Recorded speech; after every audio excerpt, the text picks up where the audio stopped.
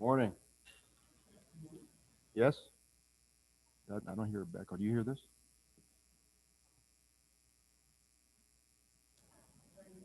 Morning. Morning. There we go. There we go. All right. As is customary, let's begin with the pledge. I pledge Allegiance to the flag of the United States of America, to the republic for which it stands, one nation, under God, indivisible, with liberty and justice for all. First of all, I'd like to welcome Representative Winter.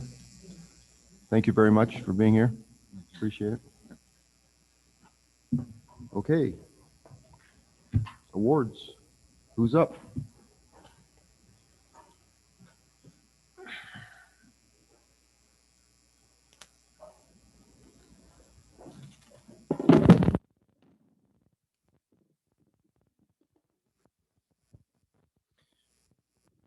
Morning, Mr. President, members of the commission, Director Nesvik. Hey, today I'm very privileged to introduce and be able to recognize Miss Jennifer Doring for her 20 years of service to the state. And there she is, right on cue. So Jennifer's truly a gem that we have in the department. And I got some quick history of her background here. She's worked for the Department of Audit as an auditor specialist and as an auditor. She came to the department in 2006 and has been with the department for the last 15 years. She's been a grant specialist, a federal aid coordinator, program coordinator within the wildlife division, and the license section manager for since 2013. Of note, she had a brief stint with Laramie County Community College as an economics instructor, and she still works diligently to make sure John and I are squared away on economics. So she really does great things for the department. Some of her highlights I'd like to bring out. She's been instrumental in the electronic payment option and establishing that capability for our licensed selling agents. We did a lot of work about 3 years ago with credit card fees. Jennifer was a great big part of that. She handles the day-to-day tasks and complexities of our licensing system, and draws, accounting, and personnel management, customer service, telephone information center, front counter personnel, information exchange, lot of stuff that Jennifer does on a day-to-day. But probably one of the things I'd like to highlight is truly her passion for the department's mission and the value that she holds for her team in licensing, the value and the respect that she has for her people. So with that, I'd like to present Jennifer her 20-year service award.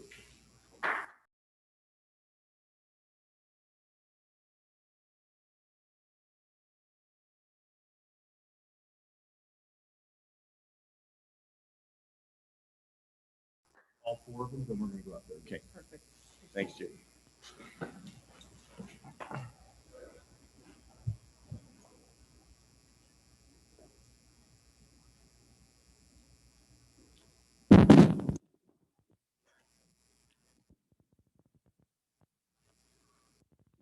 Good morning, President Doobie, Director Nesvik, members of the commission.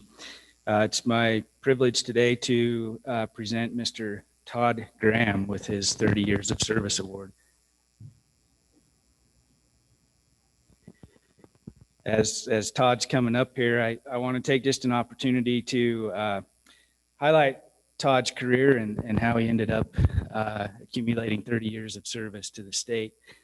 So Todd's a Laramie native, born and raised in Laramie, graduate of Laramie High School, and a graduate of the University of Wyoming. Todd spent a couple of summers as a fish culturist, technician at the Daniel Fish Hatchery, and then was hired up by Utah Division of Wildlife Resources, and Todd actually took a permanent job at their fish experiment station in Logan, Utah, shortly after graduation. But we were really fortunate in that Todd came back to Wyoming to put a red shirt on. He gave up a permanent job in Utah to come back and work for us as a temporary employee and live out of a camp trailer and spend a summer at Glendo as an enforcement aide. So, but we're really fortunate that Todd did that. And later in Todd's career, he spent time as a district game warden in Mountain View, Alpine, Wheatland, and then Afton. He spent quite a bit of time just down the road here in Star Valley, and during that time put in a tremendous number of hours dealing with all the issues down there, including a lot of winter damage work with elk that, as you all know, requires a lot of early mornings, late evenings, and lots of work through all kinds of deep snow and weather down there. And in 2016, we were fortunate enough to have Todd step up and take on the regional wildlife supervisor position in Green River. And it's really been fortunate for us in the wildlife division to have Todd there and have his wisdom and experience and leadership put to work there as the Green River regional wildlife supervisor. And so with that, I'd like to recognize Todd for 30 years of commendable service and present him with his plaque.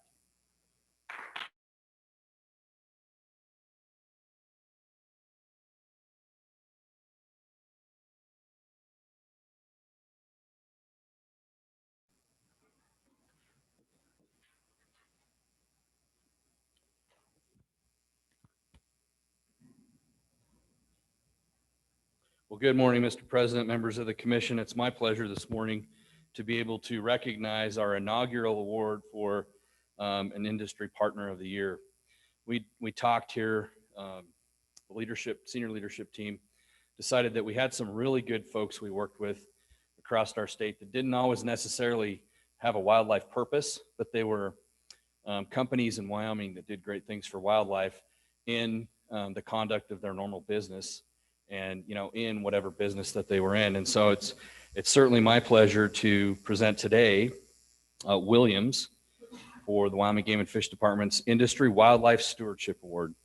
Williams, I'm going to read a little bit of stuff here about Williams just so you kind of get a little background. So Williams is an energy company that provides gathering, processing, and transmission infrastructure for natural gas resources across our state. Over the years, Williams has worked closely with the department to enact wildlife-friendly practices for natural gas delivery, particularly to reduce disturbance and impacts to habitat in Wyoming's sensitive sagebrush steppe. They have worked to protect core habitat for the greater sage grouse and have worked really close with the department to make sure that not only that they comply with the sage grouse core area executive order, but that they go above and beyond. In addition to a lot of wildlife-friendly project planning, Williams staff proactively seeks opportunities to aid with on-the-ground work that the department does on a regular basis. They've donated supplies and labor. They've donated money directly. They've had their employees, over 20 of them, out on the ground for long hours helping us to do restoration work. One example, they helped plant 1,500 sagebrush seedlings in some pretty tough weather conditions on your Chain Lakes Wildlife Habitat Management Area. This is just one example of many efforts that they've been engaged in with the department. They've been very good at providing and partnering with the department on things beyond kind of their normal area of responsibility. They've brought money and support for the I-25 Buffalo to KC project, which then was matched by WWNRT. They've donated funds for the Wyoming Project Wild program, and they've also provided additional funds for other on-the-ground type projects. They helped with the Whiskey Mountain Conservation Camp, which you will all, for the new commissioners, have an opportunity to see here in a couple of months when we go up and have our next retreat. So anyway, I think it's really important that the department, we oftentimes we have an opportunity to recognize our wildlife conservation partners, that are kind of in this business every day. But I think it's really important for us to thank those industry partners that we work so closely with, and we don't talk about that a lot. So I'd ask the Williams folks to come on up here, and we've got a plaque for them. And just kind of like the landowner of the year, we got them a sign they can display where they'd like to display it, that shows that they were selected for this honor by the department and the commission. So.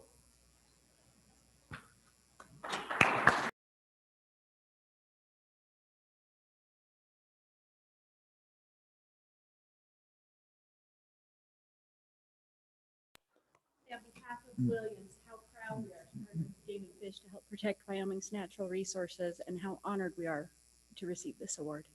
Thank you. Thank you.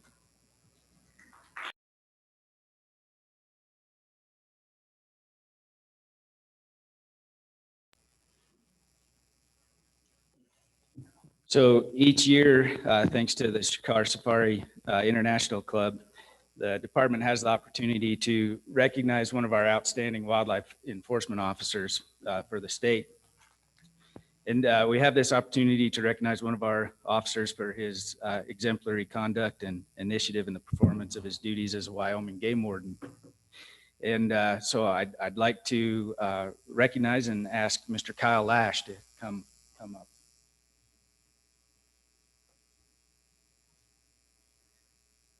So I know, knowing Kyle pretty well, I know that he's not going to want to stand here and listen to a bunch of nice things about him, but we're going to make him do it. So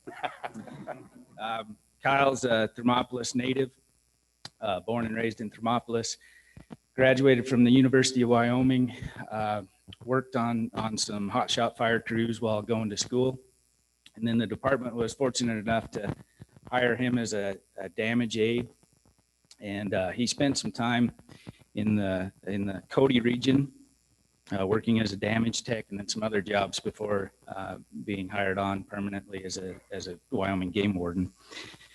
And as you all know, or will come to learn, the Wyoming game warden role is really unique. It's unique in the conservation law enforcement profession world in that we still ask our game wardens to be a jack of all trades. We ask them to not only do wildlife law enforcement work, but we ask them to be wildlife managers. And oftentimes, most importantly, we ask them to be liaisons for the department to deal with all kinds of issues, whatever comes up in the communities that they serve. And Kyle truly has a remarkable ability in that he is exceptional in his abilities to tackle all those different roles that we ask of him. So he's probably one of the best and talented investigators that we have in terms of dealing with complex law enforcement cases. He's an exceptional wildlife manager who has in-depth knowledge of the resources that he's in charge of. And as many of you know, he's probably one of our best liaisons in the department. Folks know that they can trust Kyle.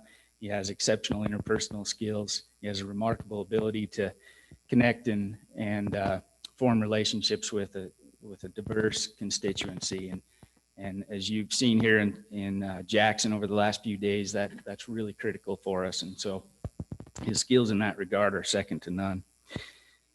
Really, it would be nice if we could clone Kyle and make about a dozen of them and put them around the state.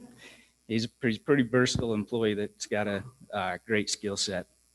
So, and just to highlight a few of his career moves, which I think demonstrates his overall ability to function across all the duties that we ask of him. We took Kyle, we put him in a role as a damage tech initially in Cody. He did a fantastic job. We sent him down to Cheyenne where he dealt with urban wildlife issues and assisted wildlife admin with office type duties. He did an exceptional job there.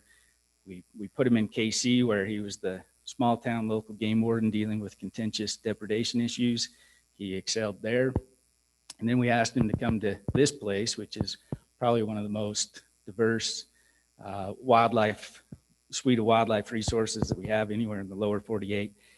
on top of a really complex and potentially highly charged issues that we deal with the constituents, and he's excelled here. So for all those reasons, it's certainly my pleasure to recognize Kyle as our 2020 Shikar Safari International Wildlife Officer of the Year.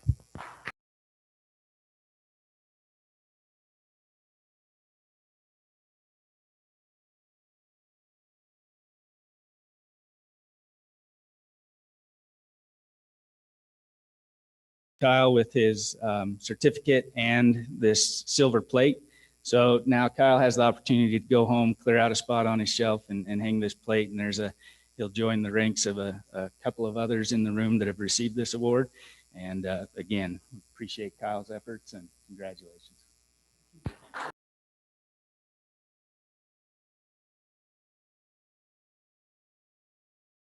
A couple-minute break while we take some pictures.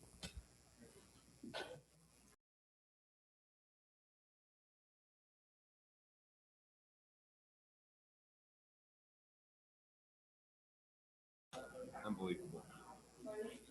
Unbelievable. Okay, Mr. Edberg. Morning, Commission President Doobie, Commissioners, Director Nesvik. Our next agenda item is going to be an update of our elk feed grounds process, which we call a challenge we can take on. I'm going to present a phase 1 summary and then our phase 2 recommendations to the Commission. And helping me present today will be Tara Kuipers. Tara has been our facilitator through the first phase, and we have continued her on to phase 2 due to her outstanding efforts and hurting the department and the public through this process. And so this was the question that came up yesterday in the budget about the facilitator for the feed ground process, and this is directly related to that budget item. And again, Tara has been fabulous getting us through this. So before I start, I believe Director Nesvik has some opening comments. I do. Thank you, Scott, and I appreciate Kara being here today. You know, I've first I'll just tell you that the phase one of this process was done exceptionally well. I'm very proud of the work that our folks on this team did, but it was really, you know, probably first of probably 3 phases. And so this, you know, one of the things I've told them is that this is important to get right, not fast, and that they need to go, we need to engage and involve every stakeholder that has an interest in this issue, and we need to do it in a way that has multiple touch points. It can't be a one and done kind of a deal. We've got to involve stakeholders in the process. And you've heard, and we've talked a lot about this issue over the last few days. There's a lot of different opinions on this issue. So anyway, as we go into phase 2, Scott's going to lay this out. We've had some good discussions internally about what this looks like. I've provided him some direction, Rick and I have, and I'm looking forward to this is really going to focus a lot on some deeper discussions and direct engagement with stakeholder groups, and in a variety of different ways. And I'm looking forward to that. You know, this process he'll lay out the timeline today, but this again is not something quick. It's going to take us a while to work through this. So with that, Scott, go for it. You know, the commission's been primed pretty well. They started with a tour to a feed ground on Monday, and we had a good discussion about it after the tour, and they've heard about feed grounds their entire time they've been in Jackson. So, well, thank you, Director. So we'll get going on this. And before I do, I believe a month ago, I sent to all the commissioners the links to the website that you can view, you can still view, or maybe you have viewed, of the public engagement we did in late November, early December, that basically what we're going to show you today is based on. So if you haven't viewed those, they'll be up for many more months. You need to find where that information is, get a hold of myself or Janet Millick, and we can show you where those are again. But again, that shows you the presentations that we did that are the basis for this presentation today. Well, we're going to get going. So what we're going to cover today, we're just going to kind of cover these items here. We're going to do a quick phase 1 background and overview, phase 1 participation, phase 1 comments and reflections, and that then leads into the base for what we want to do for phase 2, what our recommendation is, and an associated timeline, and then we'll wrap up with some comments and questions.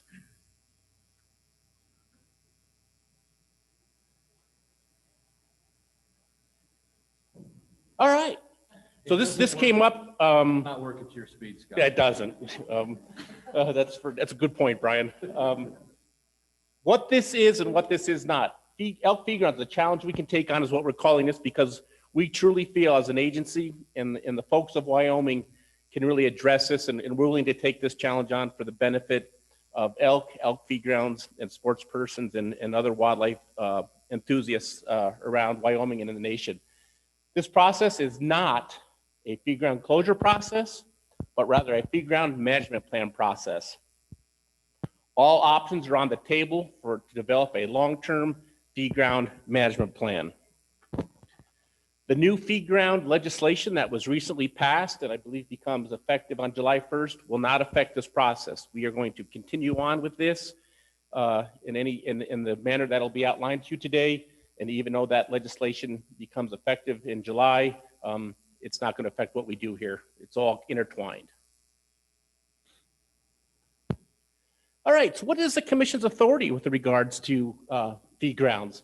So Wyoming Statute 23-1-302A simply says the commission is directed and empowered to IX to make suitable provisions for the feeding of big game animals, birds, and fish of Wyoming in such localities as may be deemed necessary.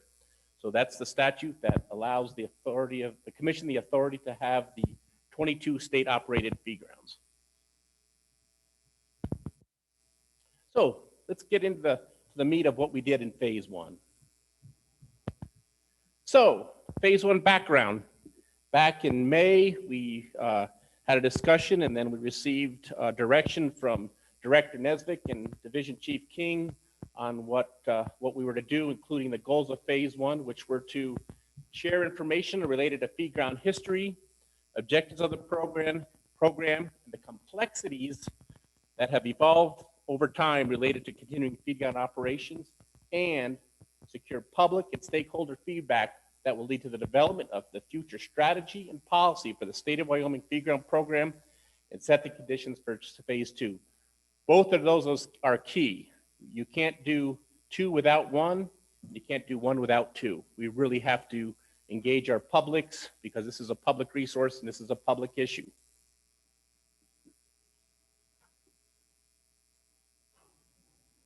This was not just a game and fish operation or committee. We relied on our 4 other federal partners on this besides the department.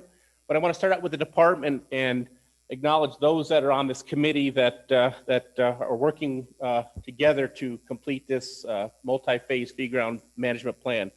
So it includes Brad Hovengay, the Jackson Region Supervisor, John Lund, the Pinedale Region Supervisor, Ben Wise, the Jackson Wildlife Disease Biologist, Brandon Skurlock, the Pinedale Wildlife Management Coordinator, Jordan Kraft, South Pinedale Game Warden, Janet Millick, Casper Regional I&E Specialist, Mark Goki, Jackson Regional I&E Specialist, Dr. Samantha Allen, the Wildlife Veterinarian, and Hank Edwards, our Wildlife Health Laboratory Supervisor. Those people bring a wealth of knowledge and skill and history in dealing with feed grounds. In addition, we have our 4 federal partners that I mentioned as well. They all have a role in the Jackson Hole elk herd and associated feed grounds. So we'll start with the Park Service. That's Mr. Gus Smith. Gus was the individual who talked to you yesterday when doing the Jackson elk seasons and the park hunt. While the park really doesn't have anything to do with feed grounds, they are key in the development and management of season recommendations, specifically in the park and the overall management of the Jackson Hole elk herd. U.S. Fish and Wildlife, we have Frank Durbin and Eric Cole from the National Elk Refuge. From the Forest Service, we have James Wilder, who is the wildlife biologist for the Bridger Teton National Forest. And as you heard yesterday, we have several feed grounds on U.S. Forest Service lands that they permit us to operate. And finally, we have Mark Tonhoff from the BLM, who is also the wildlife biologist out of Pinedale, and we have feed grounds on BLM lands. So between us and the 4 other agencies, we've got a very comprehensive and complete team, and it worked very well over phase 1. And they will continue to work with us on phase 2. So we had great plans to take our phase 1 traveling road show across Wyoming in late November and early December to our well-known Fred, Mr. COVID, shows up and totally throws a wrench into our whole on-the-road process. And so due to Tara's skill set and advice and discussion amongst the team, we said we cannot stop what we're doing. We've got to move on, but we've got to do it a different way. So we went from a in-person meeting to 4 virtual Zoom meetings at 4 different dates and times that actually worked out pretty well. So here's what we had. We did one on Tuesday, December 1st. It's Wednesday, December 2nd. We did one at 1, and then we did one on December 2nd at 6, and then we did one on December 3rd at 4. Each one of these lasted almost 3 hours in length. Interesting to know that the 1 o'clock one on December 2nd was a kind of a very specialized, kind of a unique crowd in that it was comprised of a lot of NGOs or conservation organizations engaged in that meeting more than any of the other meetings. A lot of the other meetings were just general Wyoming citizens, public sports persons or whatever, but that 1 o'clock one on the 2nd was primarily a lot of NGO and conservation groups that attended that one. So we learned something about what you may get for crowds during certain times. What did these meetings compose of? Well, we had 3 presentations. John Lund, our Pinedale supervisor, he gave an overview of the elk feed ground program. And then we took questions after each one, both verbally through Zoom, where people could type questions into the chat box. And then we kicked on to common elk diseases in Wyoming feed grounds, and that was presented by Hank Edwards and Dr. Samantha Allen. Again, we took questions, and then we talked about brucellosis management on elk feed grounds. Wildlife Management Coordinator Brandon Skurlock out of Pinedale presented that one. And then our 4 federal partners each gave an overview of their role in elk feed grounds. Again, Refuge, Bridger Teton National Forest, BLM, and Grand Teton National Park. And then they would each take questions and answers regarding their presentations. And then we had a wrap up and advise people that there's other ways to provide verbal and written comments via Survey Monkey League, which we'll get into here in a little bit. So again, 3 main presentations by the department, a presentation by each of our 4 federal partners, all have to do with elk feed grounds in Wyoming. Okay, some participation stats. So for manageability, we felt that we'd like to limit each Zoom meeting to about 90 people. We figured that's maybe something that we could manage, or specifically Tara could manage, because she was in Cody, I was in Casper, folks were in Pinedale, Jackson, and so we had just internal people in 4 or 5 different locations. Then again, you throw in all the people from in Wyoming and maybe even from around the country participating. We said 90 will be good. So every meeting we had 90 people registered, and there you see on the right-hand side is actually the number of people have attended. So that's session 1, 34, 2, 47, session 3, 24, session 4, 32. So out of 360 people that registered, 137 actually attended. We thought we would do better than that, especially doing virtual, but we realized that, late November, early December, getting pre-holiday time, maybe kids programs, other things going on in the world that may have affected people's ability to attend.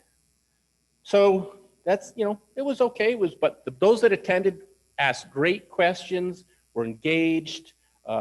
Our people provided really good responses, and overall, I think we're pleased with, even though the number was low, the outcome and the information we were able to provide to meet one of our charges that Director Nesvik and Chief King provided us. So we knew it would be important that not everybody would be able to attend one of those 4 meetings, so we recorded one of our 3-hour webinars. We posted it on the website, and we had 65 people watch the entire recording. But of that 469, people would watch maybe something they were just interested in, and they'd be in and out and stuff. But 65 out of 469 to sit in front of your screen for 2 hours and watch it's pretty good. So based on that, we felt that it would be really good to have a follow-up in January of 2021 of having a Q&A session for that people that watch the recording could again engage the department employees and our federal partners with some questions and answers that they may have from viewing the recording and so on.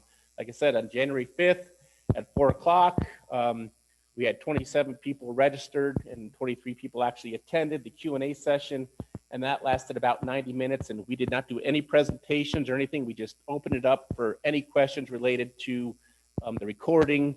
And again, that went really, really well. The folks asked some really great questions. And again, I think we provided a lot of good information and met the direction that we were provided by, again, Director Nesvik and Chief King. So looking back at the phase one, what did we learn, or what can we reflect about? So our phase one meeting questions, after we did those phase one presentations, we wanted to get some feedback from the public will help us guide into phase two, and we start getting into the meat and potatoes of developing a management plan. So these are some of the questions that we asked. Did the presentation provide you with the information that you wanted? What additional information pertaining to elk feed grounds do you need? What role do you believe elk feed grounds play in Wyoming today? And then what role do you believe elk feed grounds play in Wyoming into the future? What ideas or suggestions do you have as we begin to plan phase two? And we felt that was critical, and we get some public input, how they think phase two should go versus us just directing or dictating how it'll go. And then we wanted to rank these topics, these following 3 topics, because I think those are key topics that are directly related to feed grounds. And those are wildlife disease, impacts on agriculture, and then economic impacts. Again, those are all related to feed grounds.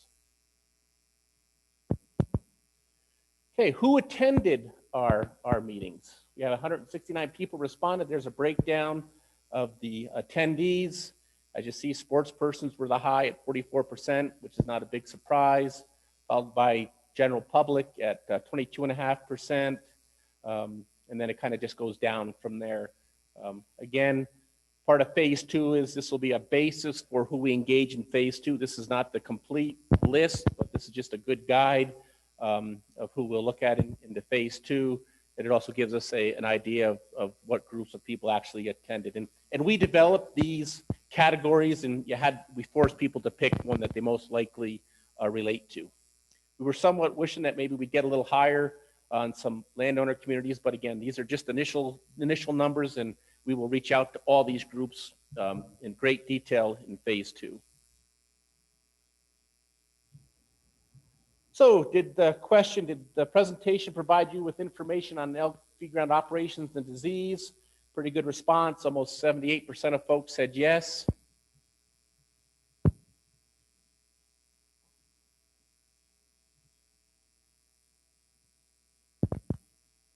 Hello. There it goes. Very sensitive.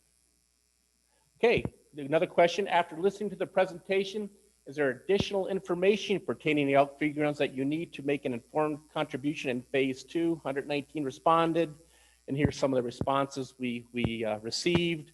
That's great input because we live it every day and maybe don't look at it the same way as our publics do that watch this program. So they want to know more about economic impacts on feed grounds, what other Western states have done, political pressures related to this issue, impacts of feed grounds on other species, predictive modeling related to disease and elk populations and management trade-offs. Obviously, one of the big ones is CWD as well as brucellosis.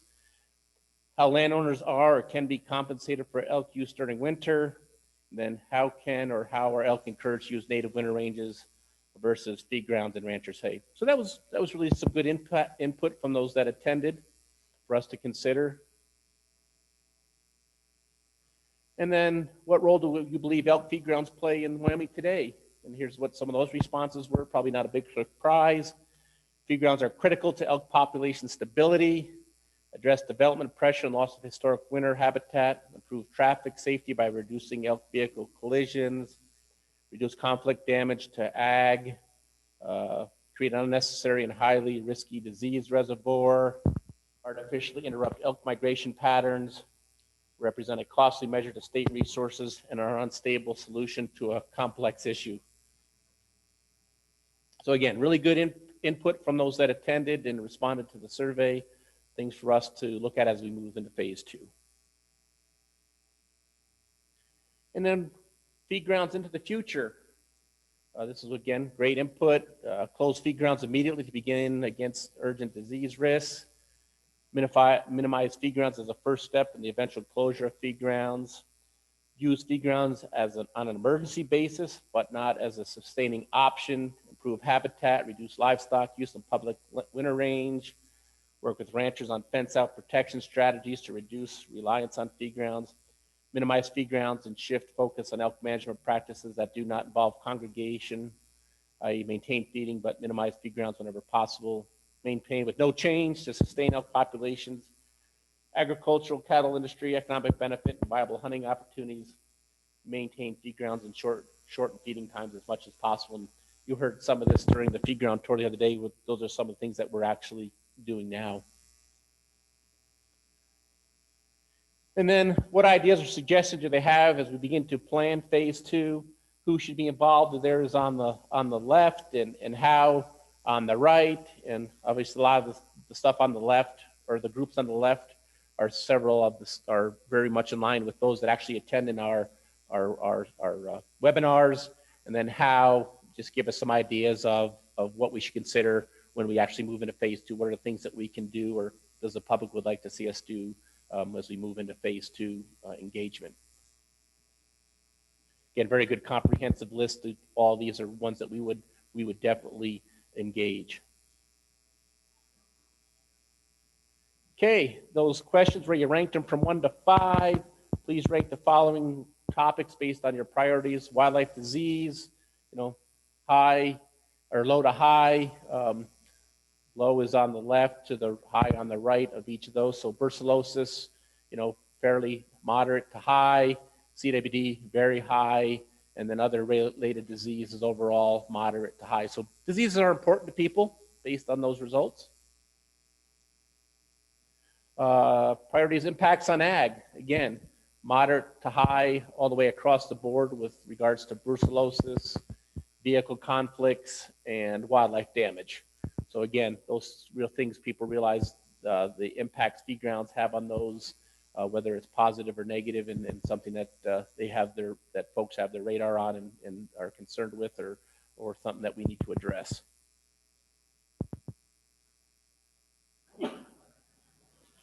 And then economic impacts. No big surprise, hunting, the first one, very high priority. 61% of the folks, economic impacts for hunting is high. Same with, tourism, moderate to high across the board.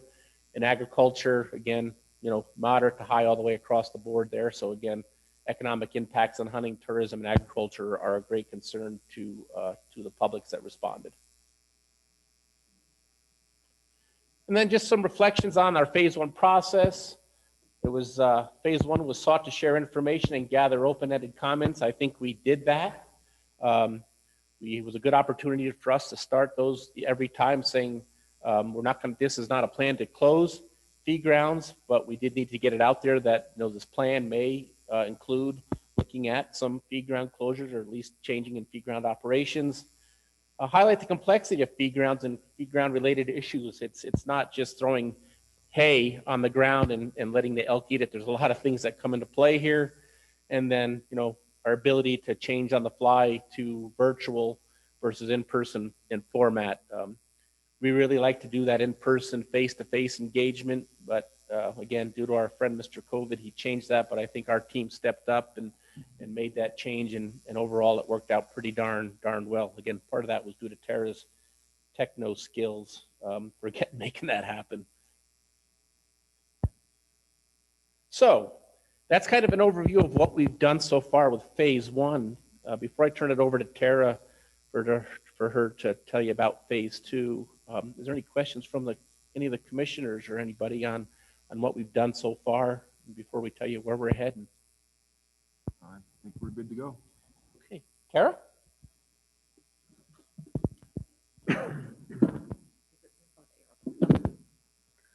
Good morning, commissioners and Director Nesbitt. It's a pleasure to be here with you today.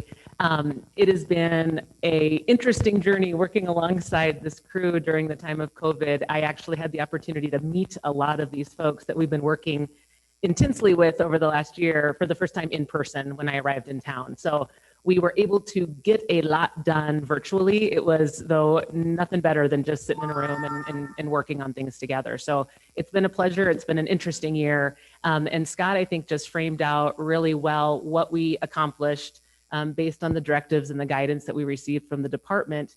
And there was a lot of twists and turns that we didn't anticipate, but I really do think we laid a good foundation.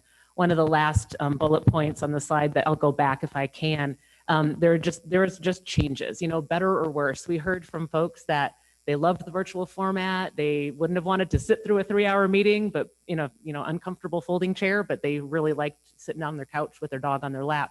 We also heard a lot of people that said, I never want to do that virtual thing again. I want to sit down in a room. So I think it's something we all feel. And we really need to weigh that there were some pros and cons. Was it better or worse? It was truly different. So what we're going to now do is share a little bit of where we see the process going in phase 2. And Director Nesvek really teed that up well, talking about some of the priorities and goals that the steering team is going to keep highest on our priority list as we enter into phase 2. However, I just want to say that everything that we're going to share that's in the documents, that's on the website that you're able to look at, or anyone is able to look at, lays out a game plan for phase 2. But we really are now digging in as a steering team to put a lot of detail to that plan. It's truly right now a sketch or a game plan. We're sharing this with you today. We want to make sure that we have your questions answered, and the interest of the department is by sharing this with you today. And then the steering team is going to actually be meeting over this afternoon and tomorrow to really start working through a lot of the details. So everything we share is our tentative timeline and our tentative game plan. But based on any of your thoughts and comments and those of the public, we're then going to begin putting a lot of more meat to the bones of that plan. So anything we share, please do share your thoughts, ask your questions, so we can understand your perspectives as we go into that phase 2 planning process. So where we see phase 2 going, based on all of the input that we received from the public, based on the guidance that we've received from the administration, I'm going to share with you some information, and I'm going to take a little bit of a detour off of feed grounds and just talk for a moment about what we kind of see in just engaging the public in general. When the Game and Fish offered me the opportunity to work alongside them in this process, this is one of the things that I hold very near and dear to my heart, is how do we best engage with the public? And so this is a chart. It's in the packet that you received with this information. It's in the presentation that's available to the public. And I'll zoom in just a little bit on kind of that top line. We don't have to read the book. We can just look at the pictures. But the pictures that you'll see there really outline what we're trying to accomplish in phase 2. There's a lot of different ways to meaningfully engage with the public. And I know that is something that the Wyoming Game and Fish Department holds very of high importance, is to appropriately, adequately, thoroughly engage with the public. And so with this issue specifically, we really wanted to take a step back and look at all of the different ways we can and do engage with the public on elk feed grounds specifically. So throughout phase 1, we did a lot of information sharing. We shared presentations. For those of you that were able to attend or view the online information, we shared a lot of information. We also received a lot of information back through those questions and through those comments. So we had arrows going out to the public. We had those arrows coming back in terms of the input, the questions that were asked, the priorities and opinions that were expressed. Now where we're going into phase 2, you'll kind of see those opportunities to do involvement as well as collaboration. And that's where we're really going to spend a lot of our time in phase 2. One of the things we often think about with public engagement is getting everyone around the table, sometimes very literally, or sometimes it's the virtual table like at Zoom. And you'll see that collaboration model where there's arrows going every direction. We have different stakeholder groups who are at the table with other stakeholder groups, sharing information, building consensus, building information and understanding.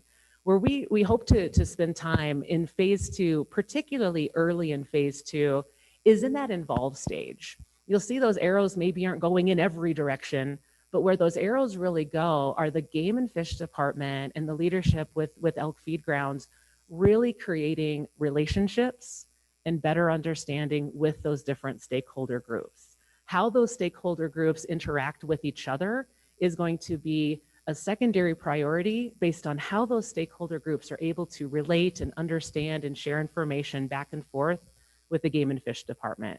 That's where we're really going to focus our energy first. We're going to have a lot of collaboration opportunities, but we really know we need to focus first on the Game and Fish Department understanding the priorities and preferences and hopes for feed grounds from all of those different stakeholder groups, agriculture producers and landowners and sportsmen and women, economic and tourism professionals who really have a stake in this. So building understanding and building relationships there is going to be a priority that we're going to focus on. So that middle ground, that involve segment is where we're really using to kind of help shape what we do in phase 2. So we'll go back to feed grounds, but I just wanted to geek out for a minute on some of this public participation stuff, because this really provides the foundation of how we're approaching this part of the project, this part of elk feed grounds. So based on the information that we received from the public, that we received also through just a lot of the deliberation and conversations that were had within the elk feed ground steering team that Scott named a few moments ago, the federal partners, these are a few of the guiding thoughts that we have moving into phase 2. First of all, as Director Nesvik shared earlier, really beginning with some very clear, very purposeful department vision. What do we want feed grounds to look like in the future for the state of Wyoming? So having that mission and having that direction has been of highest importance so far. We also know, because we heard over and over in a lot of the comments and the feedback, that the department, the Wyoming Game and Fish Department, maintaining that key role as the leaders and conveners in this issue, as the wildlife managers who are convening and who need to continue leading this issue for feed grounds management into the future. We also heard that very clearly. Because this is such a complex issue, there is going to be a lot of learning that needs to happen, both on behalf of the Wyoming Game and Fish Department professionals who are at the table on that committee, as well as members of the public and stakeholders. If you recall back a few slides ago, when Mr. Edberg shared, one of the first questions we asked after the phase 1 presentations is, did you learn anything new? About 78% of people said yes. That was a big win, because we have to fully stand back and recognize the complexity of this issue, and we will never run out of things that are new pieces of information that we have to learn. So learning is going to be an extremely high priority.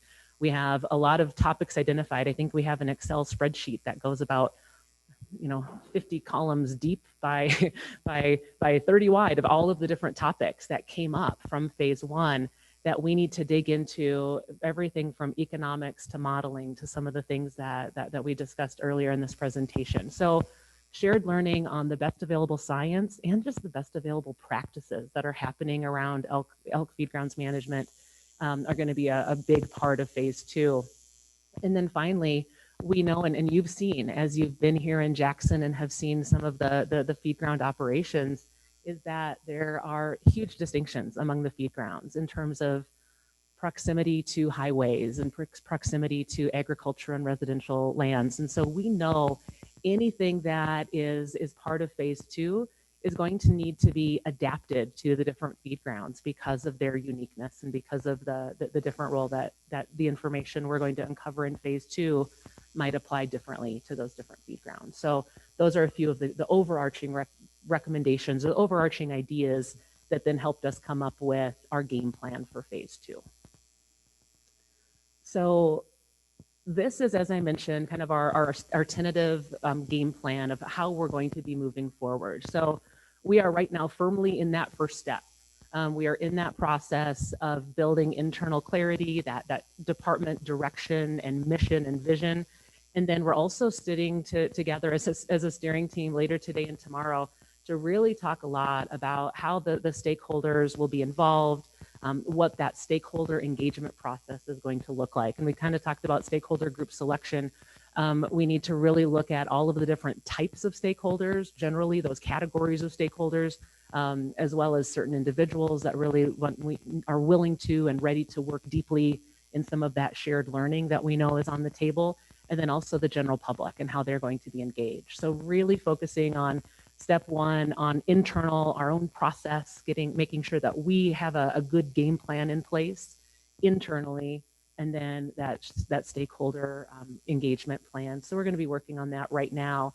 And then, as we mentioned, because shared learning is going to be such a big part of this, that's really where we see spending the next several months, is just that 40-column spreadsheet to really start sorting through what are the key topics, who are the experts that we can look to provide the information and the knowledge that we need to ask really hard questions that need to be answered. And so that's really where we're going to start kicking off over the next couple of months, is digging into that shared learning, and then starting to get meaningful input from the stakeholders who are at the table. Understand their ideas, their concerns, their creative possibilities that we need to start thinking about. And then we'll begin working on drafting the management plan. And so taking all of the shared learning, all of that initial input, digging in to draft up a plan.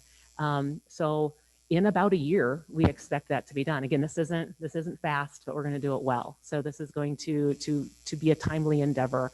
So hopefully around this time, or maybe a little bit later than this time next year, we're going to be able to have a plan that's in its draft state to then put out again for additional public input, additional public reaction and response to help improve it. So then those will go into a revision process to finalize, seek approval. And then, as Director Nesbeck said earlier, this is probably, we're beginning phase 2 of what could be a 3 or more phase process. And we hope to reach that point by about June of 2023. So it will not be at breakneck speed. It's going to be thorough, and that public engagement and public participation is going to be preeminent in what we do.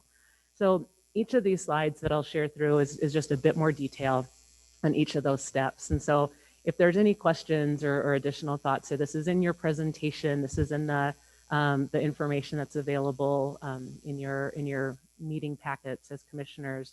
So if there are questions that you have, but this just goes through a little bit more detail. Again, that purpose, mission, and direction. We really want to see how stakeholders can best be engaged, kind of the deep and wide. We want to have broad public engagement, but we also really know there's stakeholders who want to go deep on this issue and that shared learning process. So that's what we're going to begin working on now.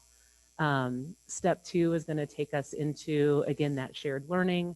We have a lot of different topics. Some I think we can put out maybe some short FAQs. Some might be a lot more, multi-hour or even multi-day workshops that we need to dig into. But there's a lot of opportunities to just learn a lot more, both on the behalf of the Wyoming Game and Fish Department, as well as members of the public and stakeholders. So digging into that shared learning will be our next step. And then again, going into drafting that management plan with that background work in place. So that will be our next step of drafting that.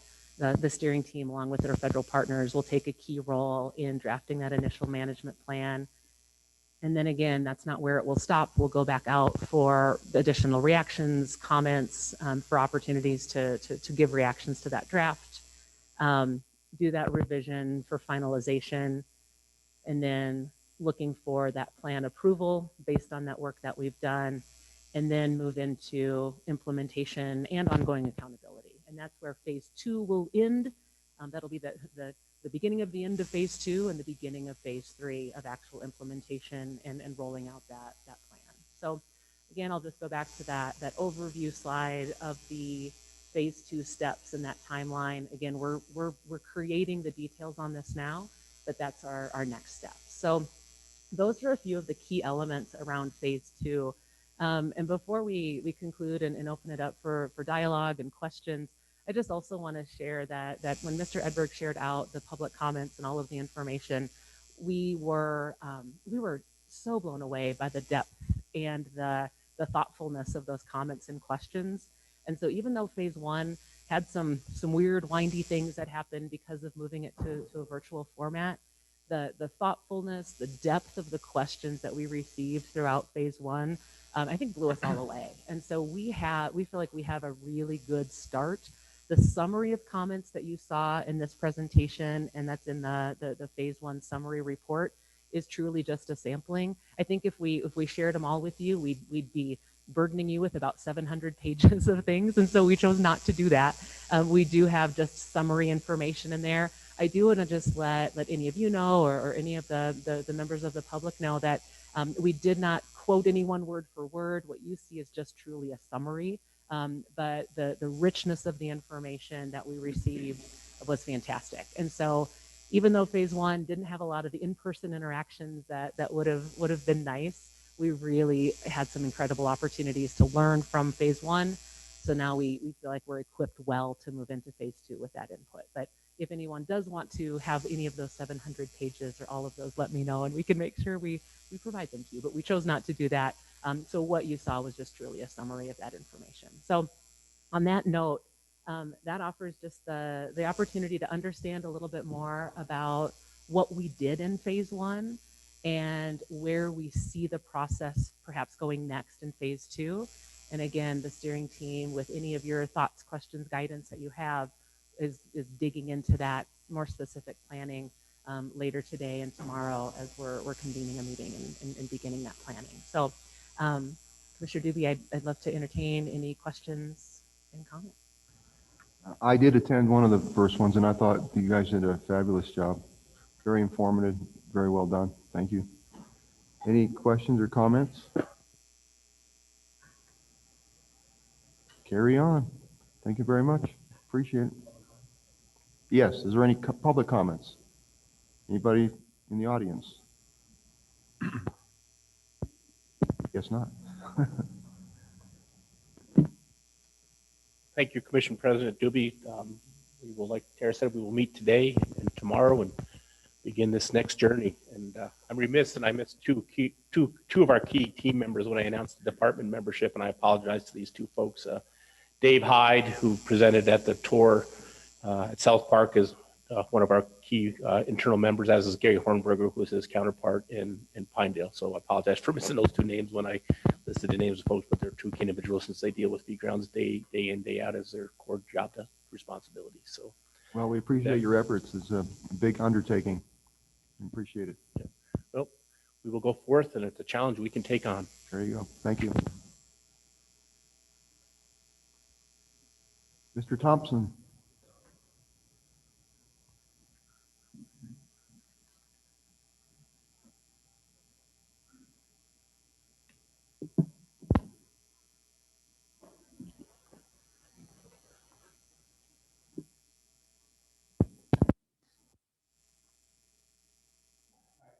Ready to go? President Doobie, members of the commission, and Director Nesvik. Today, we're going to be giving you an update on kind of all things large carnivore that we worked on over the past year. And I've added a little bit for new commissioners because this is the first time we'll be speaking to a few of you. Myself and Brian DeBolt are going to kind of tag team this. Brian's going to cover the conflict management portion. And again, this was supposed to happen the last commission meeting, so there's some certain things that are a little outdated, but I've got some numbers with me if you're curious. So the role of our section is to maintain viable populations of these trophy game species, mountain lions, wolves, black and grizzly bears, using an adaptive approach and the best available data and science that we have available. It's obviously, they're very sometimes controversial species, but very much an interest from pretty much all members of the public. And so there's a huge component of including public desires whenever we talk about these animals, whenever we set seasons and things like that. And again, a huge component of having large carnivores on the landscape is managing conflicts with those. And that's why a major component of this presentation is about that. And then we're going to end up talking about, it's our Bear Wise Wyoming program, but it also covers all carnivores. The proactive measures we do to inform and educate the public are very critical for what we'll talk about today. So, as I mentioned before, there's obviously a very wide spectrum when it comes to these species on the landscape. These are just, I did a quick internet search and just to show you the polar opposites that you can find. And there's a lot nastier than those, obviously, but I wanted to be politically correct as much as possible. But again, we've always said that we can use this to our advantage. I'd rather have interest than apathy. And so, you know, we can try to use that to our advantage. So for some of you may not have seen this, but I thought this is a slide that shows the increasing expansion of the grizzly bear population in the GYE. And it's kind of analogous to how our work unit has evolved through time. We're somewhat of a unique statewide branch, so we have people stationed in the 4 Northwest game and fish regions. And primarily to deal with this ever-expanding grizzly bear population, our section started with just a few people. And through time, especially to make sure we're managing the population, we're dealing with those conflicts, we've expanded those based on the support from your commission and our administration, just to be able to deal with these things as this population has expanded through time.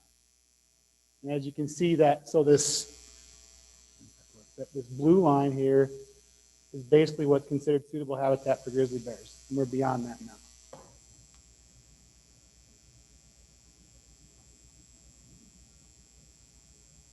I thought this slide actually showed up a very unique year. Mr. Edberg talked about our friend COVID, wherever he went, as he said that. I was proud of everyone in our section to really adapt when the shutdown occurred and the animals we worked with, we didn't even know how things would react. So we did a lot of work to make sure we were being safe with our public. I have some great examples with Bear Wise, but also even with the animals we work with. Again, nothing we do is mutually exclusive. The way we understand conflict informs how we manage these species and vice versa. We do so much work on such a large reach. Quite honestly, there's international interest and scrutiny on what we do. And again, it's very much a team approach within the game and fish, within other agencies. We work closely with all the regions across the state because of the interest and the public support. So I'm going to go through the 4 different species here as far as monitoring and management. For black bears and mountain lions, the primary method that we look at is population assessment of trend, because we don't have the same metrics we do necessarily with wolves and grizzly bears. They're obviously more currently involved because grizzly bears are still federally threatened and wolves we're still in an oversight period. So because of where those animals are, it's much more involved. But we've actually increased our understanding of those other species as well. And it's always important. You all sat through the season setting for everything yesterday. Obviously, managing and harvest management of these species is much different than our ungulates. So I'll start with mountain lions. These are the most cryptic of the trophy game species. It's not a matter of just going out and counting cats. And so we're continually evaluating new tools and trends to better evaluate some of our harvest trends. And we're also looking at some really new, interesting issues regarding prey and other carnivores. Obviously, predator-prey dynamics are hugely important when it comes to our constituents. And it's something the director has charged us with to better understand those predator-prey dynamics. So currently we have a project going in Casper in the Bates Hole region.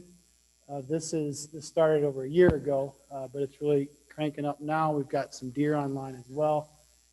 We've been very successful in captures. We haven't been as successful in maintaining animals online, but we are currently tracking 4 independent age males and female mountain lions. And we're looking at a suite of different characteristics, but one of the major things we're looking at is trying to better understand the role of an apex predator, so mountain lions, with a mule deer population that has a very high prevalence of CWD.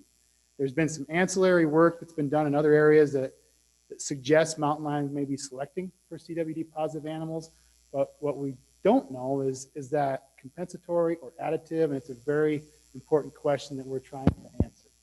We're also doing, it also provides insight that on the side, you get all this information about dispersal movements, home range size, cause-specific mortality of those animals, and also what they're eating.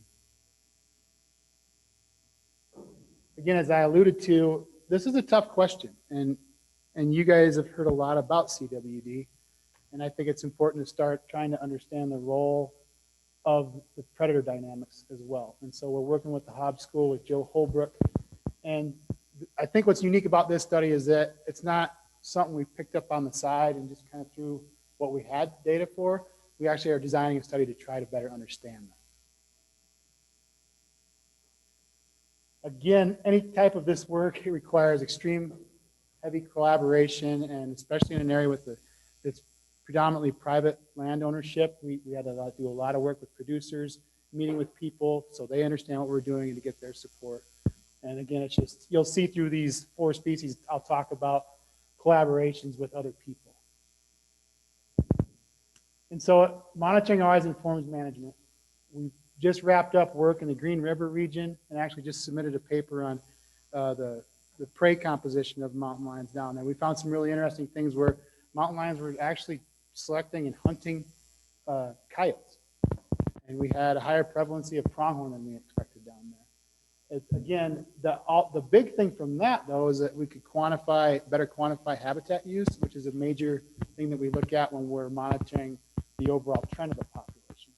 We recently published this methodology, this cluster analysis, which is how we go out and figure out what they're eating. Last year, for those of you that were here, you remember I had the maps with the little clusters, and we go out and we investigate what they're killing. We've published this, and people are honestly using it across the Western Hemisphere for how they look at predation. And again, we're always trying, we understand the high interest, and so we're always trying to better our understanding of those processes. So let's go to wolf management.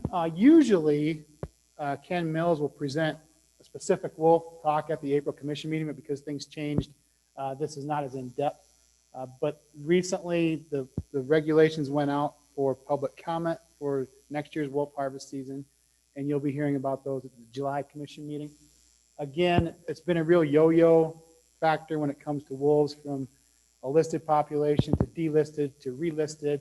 But we got wolf management back in the Game and Fish in 2017. And since then, we've developed those harvest regulations, and we're managing that population with an objective that allows us to maintain a recovered population, but deal with a lot of the issues we hear from our public. So for wolves, we really do a lot more intensive radio collaring. The way wolves are very visible, and if we can maintain a collar in most packs, we can almost do a census of the species. And it's really helpful when you see the data that's presented to you. It's almost irrefutable because of the amount of information we can get from having these animals marked. And of course, anything that has a radio collar on it, it portrays all these other things that you don't get from just looking at them through binoculars. Not that I don't like doing that, but it gives you that further insight, and it's also very beneficial with conflict management. And then obviously we use those annual numbers to direct our management and harvest. Just to give you an idea, this is actually last year's map, but what it demonstrates is that, you know, in the trophy game area, which is this is the seasonal trophy game area. So this is the area we manage for wolves. We're full of packs in there. We're seeing a lot more pack dynamics and some shifts going on. But it gives us really good insight into that population. And that's what we use to derive our harvest estimates, or our harvest limits by hunt area. Dan, have we had some movement from some of the packs? Yeah, I mean, Traditional changes and so one of the big ones that you'll remember, this Arrow Mountain pack, which was brought up as a big issue on the Whiskey Bighorn sheep, those dynamics. That pack has almost moved completely into the Wind River Reservation. We have a couple packs that have shifted outside of Yellowstone National Park into our jurisdiction, and so we're seeing these movements, and that's why, you know, we're held to a number of wolves and a number of breeding pairs, which is a male and an adult male and female, and 2 pups at the end of the year. And sometimes that can be really difficult when we see these different shifts in our wolf packs. do you guys have any idea why? They following prey or? Well, a lot of it, some of it is just, you know, they're very territorial, and so there is some prey, but there's like the issues in the park, those are pretty, they get high density populations. We had the Lamar pack coming out last year, actually causing some conflict issues. Those are more driven by those interspecific fighting between those animals. As we manage and other things dynamics change, we're seeing smaller packs. And so that incurs a lot of movement in between. I think things are starting to settle down through time. When we get, certain, we don't have time to get into all of this, but as we get these packs that grow in size, they get to this kind of critical mass, and then they break up or they kill other packs. And that's what happened with that Arrow Mountain pack, is that there was another pack that came in and killed some wolves there. That pack moved over here. So yeah, they're chasing the best prey, but they're very territorial, and that's kind of what drives everything. And so this year and these numbers are outdated now, but we have radio collars in all the packs that we know of in the trophy game area. And obviously we don't have any jurisdiction in Yellowstone or the reservation. So when I'm talking about the trophy game area, it's specific to our jurisdiction, and also Grand Teton is too small to differentiate. So those packs are moving in and out a lot. But we have more GPS collars now because of current ongoing research that we're collaborating with as well. And just to give you an idea, again, wolves have been recovered for a long time. The yellow is where we had management authority. And again, our goal was to bring the population down to an objective of about 160 wolves. We were at 147 this last year, still well above our recovery mandates. And again, as I said, the breeding pair one is where it gets more difficult. We have to have at least 100 wolves where we have jurisdiction, but we have to have at least 10 breeding pairs. And when you see these pack dynamics change, is where you see we're careful on counting those breeding pairs and making sure we're maintaining that. But we're still well above. We're at 11 this year. And again, something we always look at when it comes to wolves is interactions with livestock and depredation. And I think that the important things to note here, hopefully that comes in. There's supposed to be two little circles. There. This is when we had management authority, and we've seen a reduced number of cattle depredation and also less wolves killed in conflict activities. We'd like to see that reduced and see that done through management and harvest management.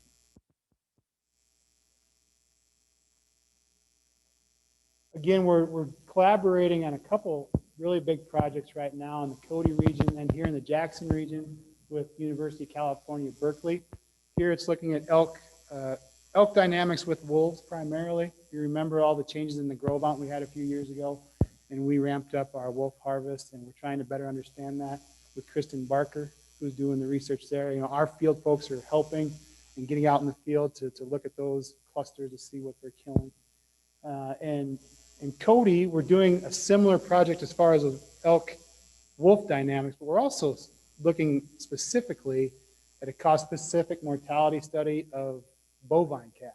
So we have a bunch of, hundreds, I should say, several hundred ear tags in these, in cattle, beef cattle, in their both adults and in their calves to look at what's actually killing them. It's kind of a unique study to look at these different hot spots and what can be done to alleviate some of those issues. I'm sure you're following the reintroduction ballot initiative in Colorado that occurred recently. We've been working actually very closely with them to try to help them as they move forward in this unique position they're in to reintroduce wolves. And again, as far as monitoring to management, these accurate estimates of size allow us to really do a good job of reaching our objectives and continue to demonstrate that wolf recovery. This is a marathon, it's not a sprint, and we want to make sure we're doing this into the future. That fine scale movement data is very beneficial for looking at other things. One of the things I skipped is the issue of the Whiskey Mountain Bighorn sheep, sorry, and wolves. And we have GPS collars. In another year, we're going to try to look at fine scale movement, cause and effect distributional shifts between both wolves and those bighorn sheep. Moving on to black bears. We're seeing growing interest by sportsmen. Just one thing real quick. So one of the things that's important with the slide that Dan showed there about 3 slides ago, especially for the new commissioners to understand, in July, Dan and his crew will be presenting the recommended wolf hunting season for this coming fall. One of the questions we get is, if you're required to have by the Fish and Wildlife Services recovery criteria, if you're required to have 100 wolves and 10 breeding pairs, why is the management objective 160 wolves? And the reason is that, and we've actually tested this through time to make sure it's valid, is that in order to, with 90% confidence, ensure we have at least 10 breeding pairs, we have to have 145 wolves on the ground. And while these guys are good, managing to a specific number like 145 is not easy. So there's a little fudge factor in there of about 15 wolves to make sure we do not get down below 10 breeding pairs. That would be bad. That would be a trigger that we don't want to have to deal with. So, and you can see with our management, we did get down to 11 breeding pairs, which is the way that these guys validate that number of 145 total wolves to ensure 10 breeding pairs is really a valid number. So we get that question from the public too, and I think it's just an important thing for the commissioners to consider, especially as we get ready for the July hunting season. Correct, and we'll have public meetings, of course, for Chapter 47 starting in May, and we'll go through in detail all these different metrics that are used, looking at a regression scale, to come up with those numbers to ensure that we don't go under that. Especially, like I said, breeding pairs are a limiting factor when it comes to wolves, and we don't want to drop below that while we're managing them. Cool.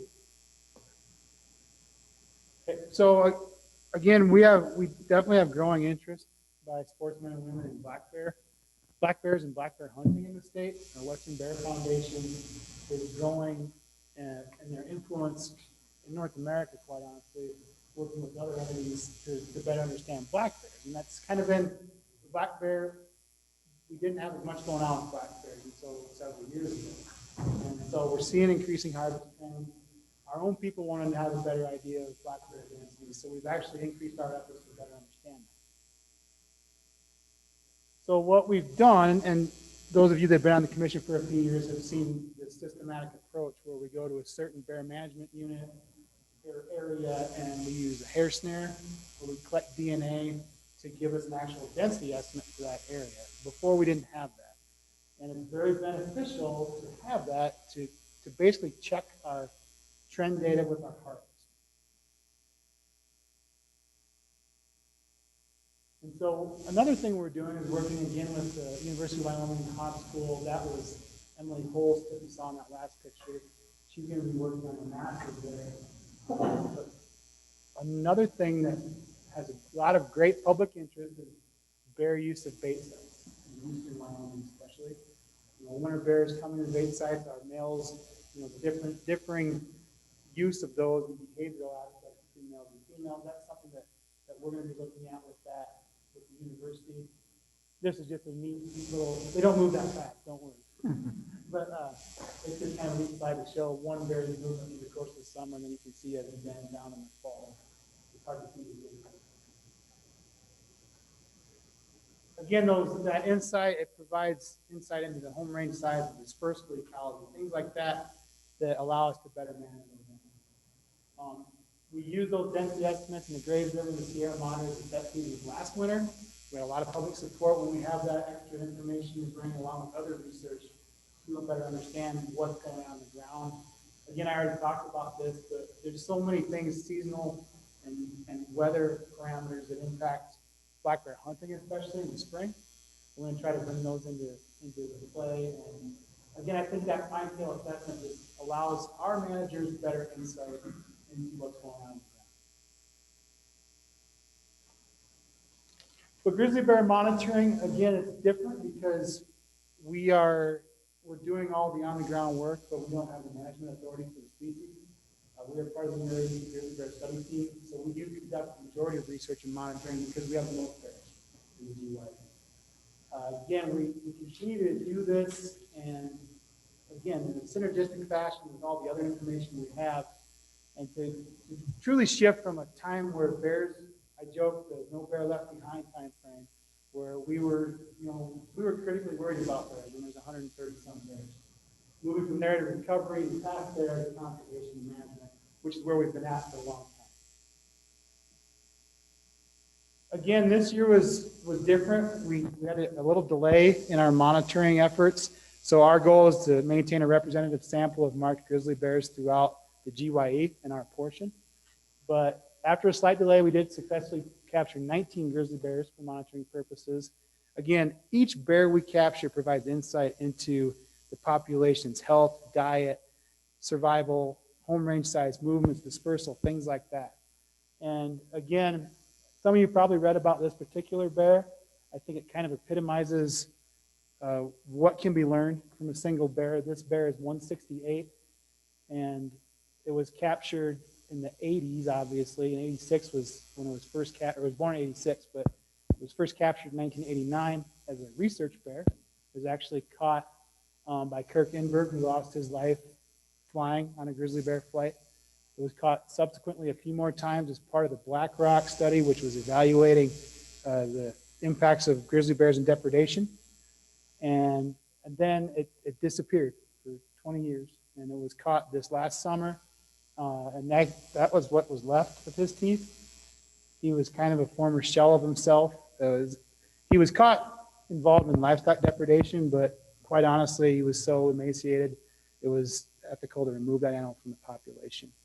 But it just, I think for me, this isn't a famous bear. It doesn't have a Facebook page or anything like that, but it's been out there on the landscape doing what bears do. We looked at genetic evidence. He sired cubs at least 31 years of age that we know of, and obviously we don't know every cub. But it was kind of a neat, it shows the way everything is linked together and what we do, I think.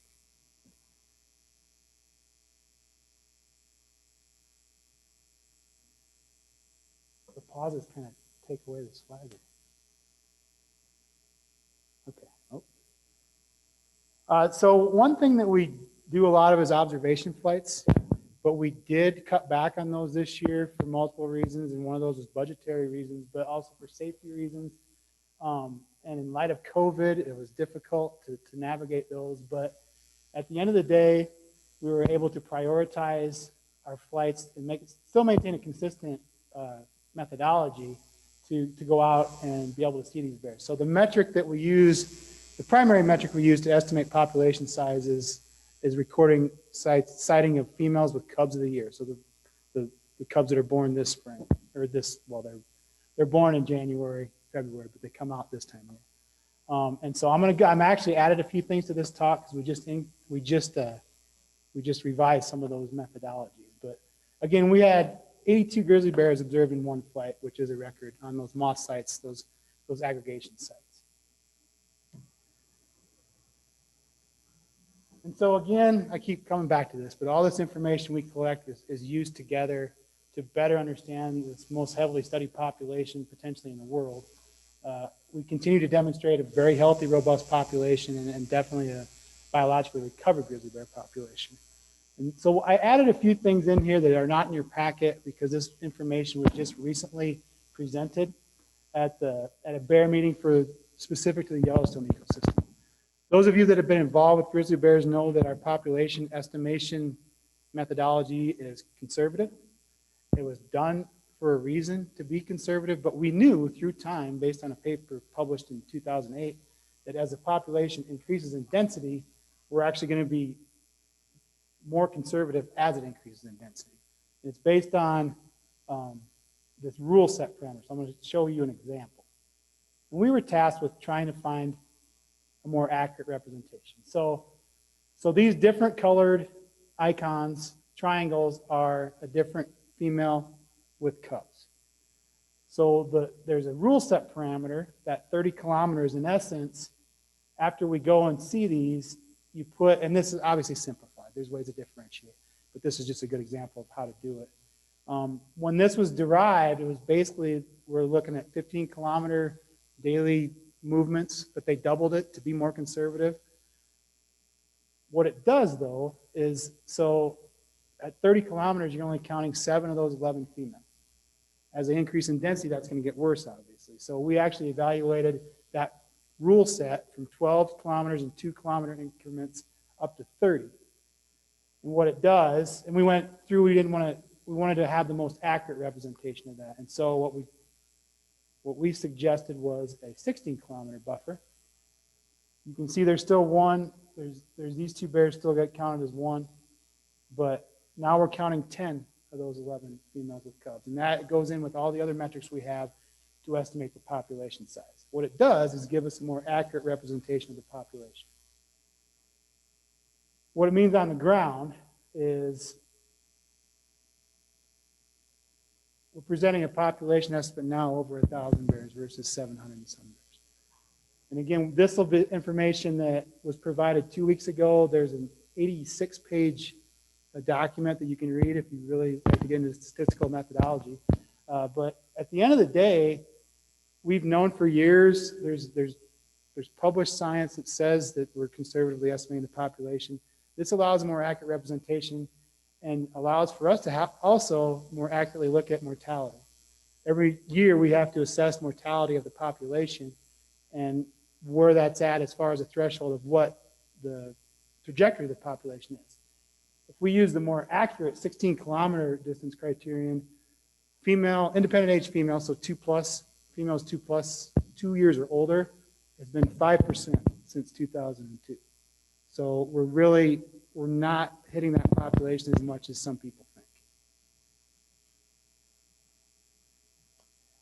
And I got one more slide before I switch over to Brian, but if you guys saw read the Wyoming wildlife article, we had this figure in there.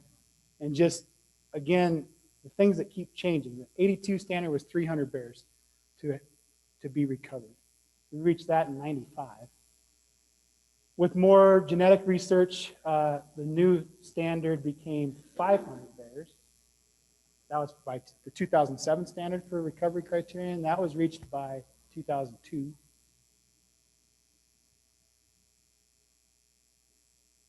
The additional standard in 2017 moved it to 600. That was again reached in 2002. And even the most stringent in 2000 and the more recent recovery standards with this objective of 674, that was reached in 07. And this is with the old methodology. With the new Chow 2 and different averaging technique, we've been over 1,000 bears since 2015. And so while we're on the topic of recovery, Brian will talk about conflict. And then I'll come back for bear wise. Thanks, Dan. President Doobie, members of the commission, Director Nesbitt, appreciate being able to be here and speak with you in person. And welcome the new commissioners. Yeah, hopefully we'll get spend a little more time together, maybe even in the field sometime. You're more than welcome. So, yeah, my name is Brian DeBolt, and I'm the coordinator of the department's Large Carnivore Conflict Program. And I'm just going to touch on a few highlights today about our conflict program. I'll throw a few numbers out there. Although most of our conflicts occur in northwest Wyoming, where we have the majority of our large carnivore species, the numbers I give you are statewide. And again, with the 4 trophy game species that Dan mentioned, of course, excluding where wolves are classified as predators outside of the trophy game zone. We just don't manage them. And also, with that being said, any actions that we do on grizzly bears are under the direction of the Fish and Wildlife Service. So, yeah, here's a map, again, similar to the occupancy map of grizzly bears that Dan showed. We just have lots of bears in lots of places, and they continue to expand. They're doing very well, and some of the population stuff that he just explained as well. And of course, you know, anywhere these large carnivore species occur and coexist with humans, you're going to have conflicts. And so as they expand into new areas, the folks in the state of Wyoming, whether they're hunters, outfitters, recreationists, business owners have done a tremendous job in dealing with minimizing conflicts between themselves and large carnivores over time. But again, as those carnivores expand into new areas, we have new conflicts. So, this is done. We have our large carnivore program. Basically, the conflict program consists of myself and a handful of folks around Northwest Wyoming, but we really rely a lot on all the help from our supervisors within each region. They're a great resource and willing to really help us out. All the wardens, biologists, everybody that contributes to all this data. It takes a tremendous amount of manpower to get this done. So we define conflicts as basically interactions between humans and wildlife, in our case, large carnivores, that result in some sort of direct property damage, human injury, a death of that large carnivore animal for some reason, aggression, again, just kind of benign encounters between people and these critters does not constitute a conflict. So, of course, why do we manage conflicts? Well, we want to minimize, of course, these things that happen: property damage, loss of the lives of both these large carnivores, because they do have a value to people. Most of them are hunted within the state, and we also want to minimize injury to people. Human safety is, of course, paramount, and that promotes conservation long-term for the species in general. So, again, large carnivores are increasing in numbers and distribution throughout the state, and we have a lot of people in a lot of places. I've seen over my career just the tremendous amount of varied type of folks using areas where we have large carnivores. Whether, again, be folks bicycling or, the hunting community is still thriving. The whole gamut in between. We got a lot of people using country and building homes. There's subdivision. There's new development and different things in areas that have been historically occupied by these critters, and so we're seeing a lot more conflicts over time. And so some conflict numbers on an annual basis, of course, are driven by natural food abundance. For example, black bears getting into trash in kind of developed areas. We got a bust in natural foods for 1 year. We're going to have bears getting into conflicts, looking for food elsewhere. That's not necessarily true with livestock conflicts. Livestock conflicts vary annually, but it's not strictly dependent on the natural food abundance out there. It's much harder to correlate why bears or lions or wolves are predisposed to killing livestock on any given year. That's a lot harder to explain. And of course, there's a social tolerance, in years where, for example, there's a lot of conflict between people and bears. The tolerance does go down a little bit, and we get a lot more calls maybe on interactions between bears and people that most folks would just kind of write off in a given year if we're having a lot of serious conflict. So definitely social aspect involved with how many conflicts we have in a year. So last year, total conflicts, over 480 conflicts. Again, these are statewide numbers, and this is broke down by species. I'll get into these just a little bit more specific here in a minute. Of course, the majority of conflicts that we deal with are grizzly bear conflicts. So, mountain lion conflicts, almost all sheep related. We have a handful of other, interactions between people and mountain lions, killing pets and guard animals and whatnot. But most of it, we just have mountain lions killing sheep. So Wolves, it's almost entirely wolves killing cattle.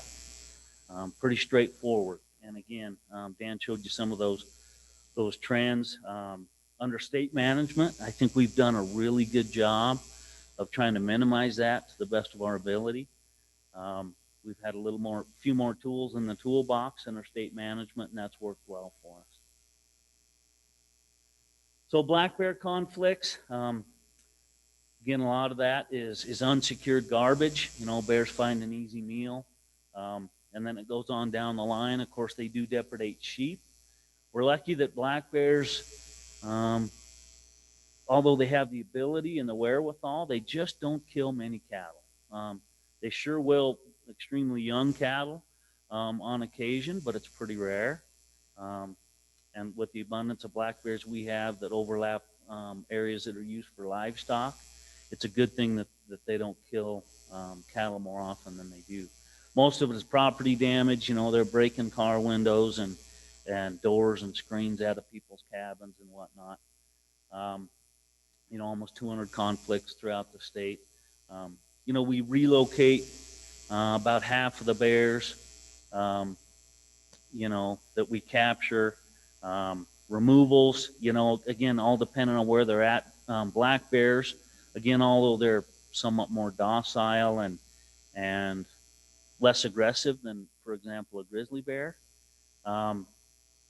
When it comes to bears that have become food conditioned or start exhibiting that behavior where they're damaging property, there's an extremely high risk to personal safety with a black bear. You know, they just, they can be extremely aggressive towards people, and the potential for them to injure or kill somebody is pretty high. So we do remove a lot of bears that exhibit that type of behavior throughout the state. So grizzly bear conflicts, again, the majority of what we deal with are grizzly bears killing cattle.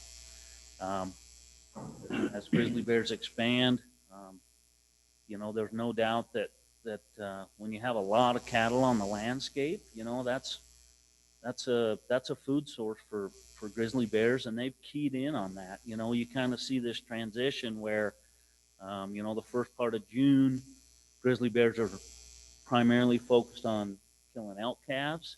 The Yellowstone grizzly bear population has a really high percentage of meat in their diets compared to other grizzly bear populations around the world.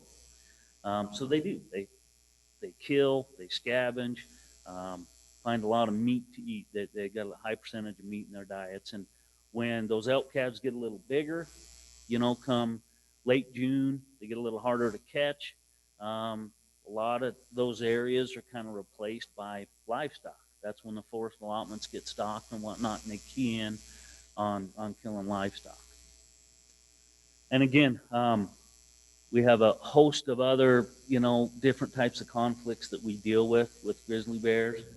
And a credit to the people and our BearWise program, which I'll turn it back over to Dan here in just a couple minutes, and he'll talk about that. We've really reduced the amount of, you know, bears we have in people's camps, around their homes, getting into garbage, you know, property damage, that type of stuff. So beehives, I think Mr. Edberg spoke the other day about the significant amount of beehive damage that bears can cause. And not only is it destructive, but it's very, very costly to those bee producers. So we've worked really hard to secure a lot of that, and it's done well for us. So we, again, out of the bears that we catch, it's about a 50-50 ratio on the ones that we relocate versus the ones that we end up with some sort of removal. And by removal, we mean either a lethal removal or a live removal to a zoo or some sort of facility. But honestly, putting bears, black or grizzly bears, in some sort of, you know, zoo or sanctuary, you know, is a word I hear over time. That's very difficult to do. Most of those places are saturated. You know, bears breed well in captivity. And so nobody needs another bear, frankly. And maybe a facility that does may not be adequately equipped to hold a bear. So finding placement for those bears is really difficult. And if they're going to be removed from the population, sometimes the best option is just to lethally remove them. So, we did have half of those removals that we did with grizzly bears this year were bears that were captured outside of suitable habitat anyway. So overall, again, you kind of see the trends in all of our species of large carnivores throughout the state over time. And the last few years have been relatively steady, but of course we have peaks and valleys. And, so again, between all the wardens, biologists, our large carnivore folks, we're handling, 500 or so bona fide conflicts a year.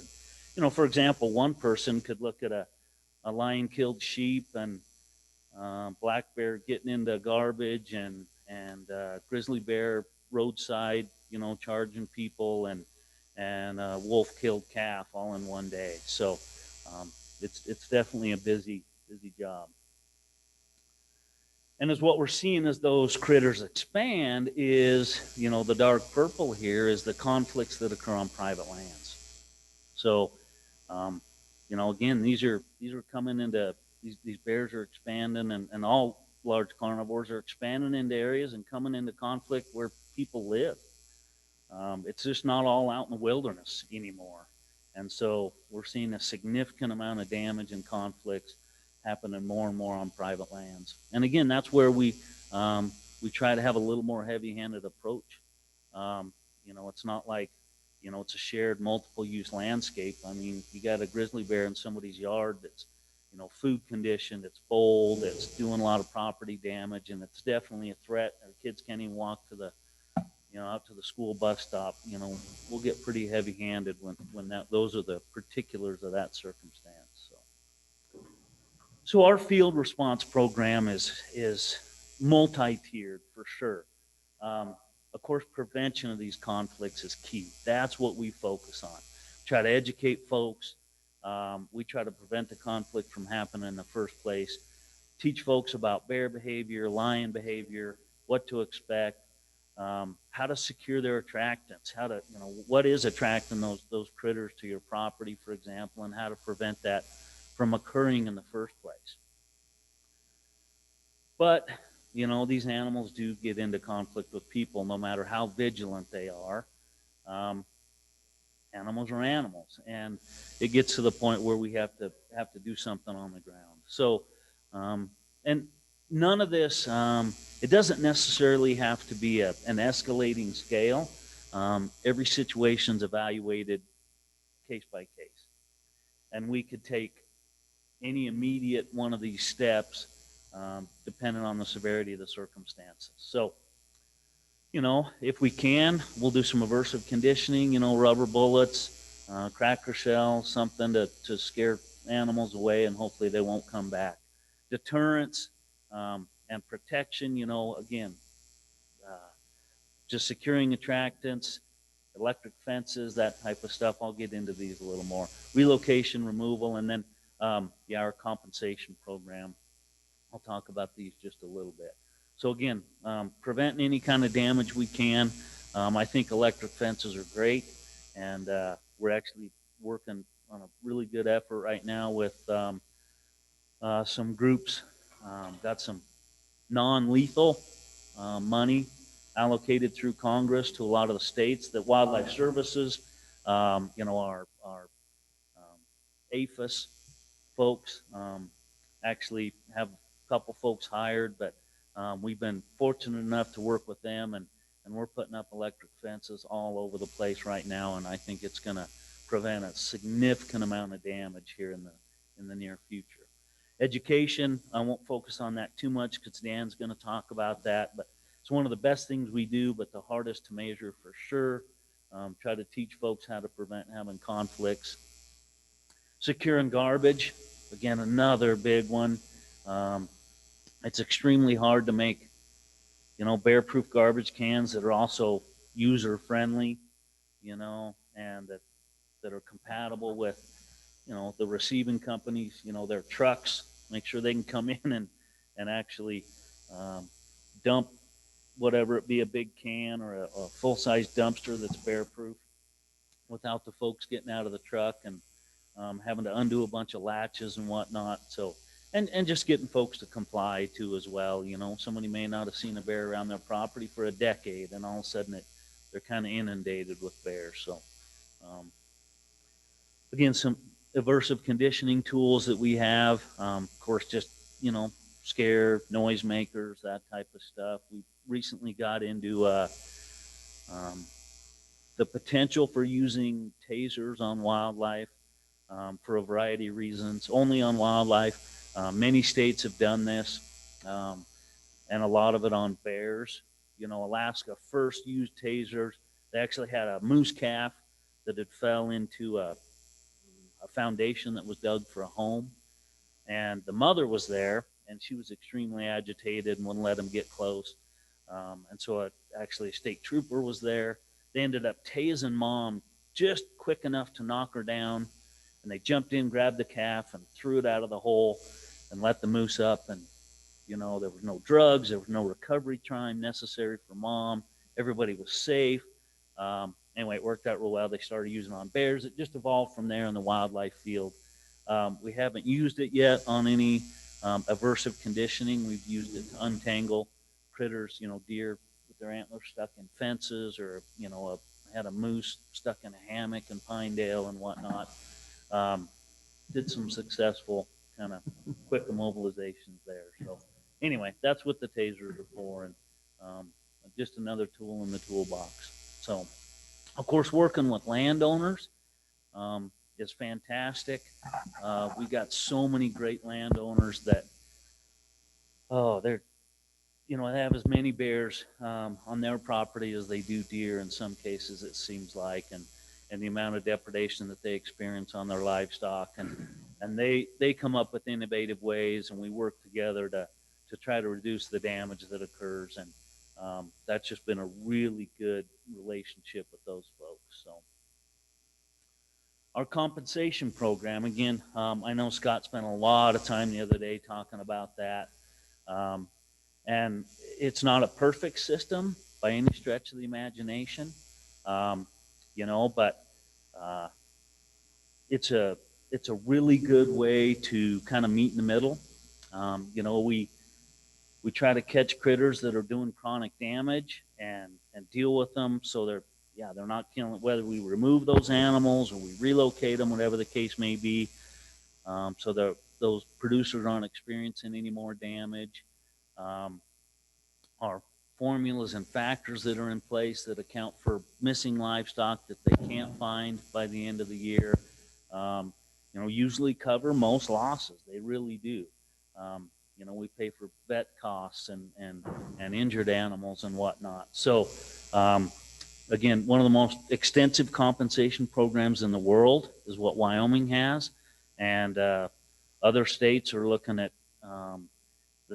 Most of them don't even have a compensation program, but those that are looking at putting some compensation programs in place are looking at Wyoming as a model because it worked really well.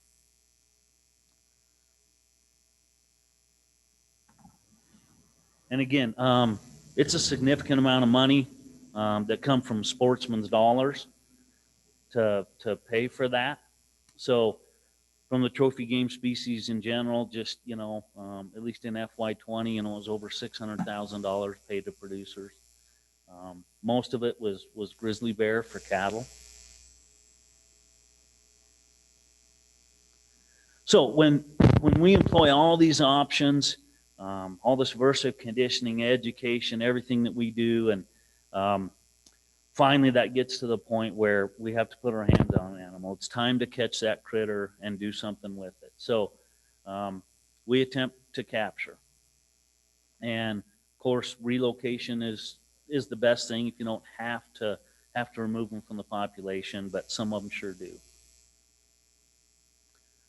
And, you know, a big reason is, again, human safety. That's why we make the proactive choice at times to remove animals from the population. If we think they're any threat to human safety at all. This is a young man that fortunately is okay. He was mauled by a grizzly bear last year and was able to get out with relatively minor injuries. But anyway, it sure does happen. And part of our conflict program is our predator attack team. And we train for it. We hope we don't have to use it very often for sure. I'm sure you're well aware of the man that was killed near West Yellowstone in Montana just, the past week. And so unfortunately that does happen. And, we want to prevent that to the best of our ability. And when it does happen, we want to use our predator attack team approach to determine the best, way to handle that situation at that time. So that is all I have for you. And I'd be glad to answer any questions you may have. Any questions or comments at this time? Thank you. Thank you. Okay, thank you.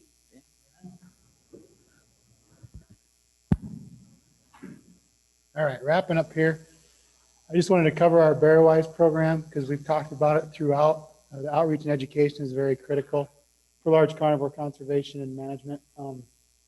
Honestly, I view it as the foundation of what we do because these are the ways we can work with the public to try to reduce the potential. But obviously this past year, it was a lot different because the year before we met with over 8,000 individuals face-to-face in the state. That was pretty much scaled back, obviously, this past year. But again, we are pretty flexible in our section. So I've got some examples of things that occurred this last year.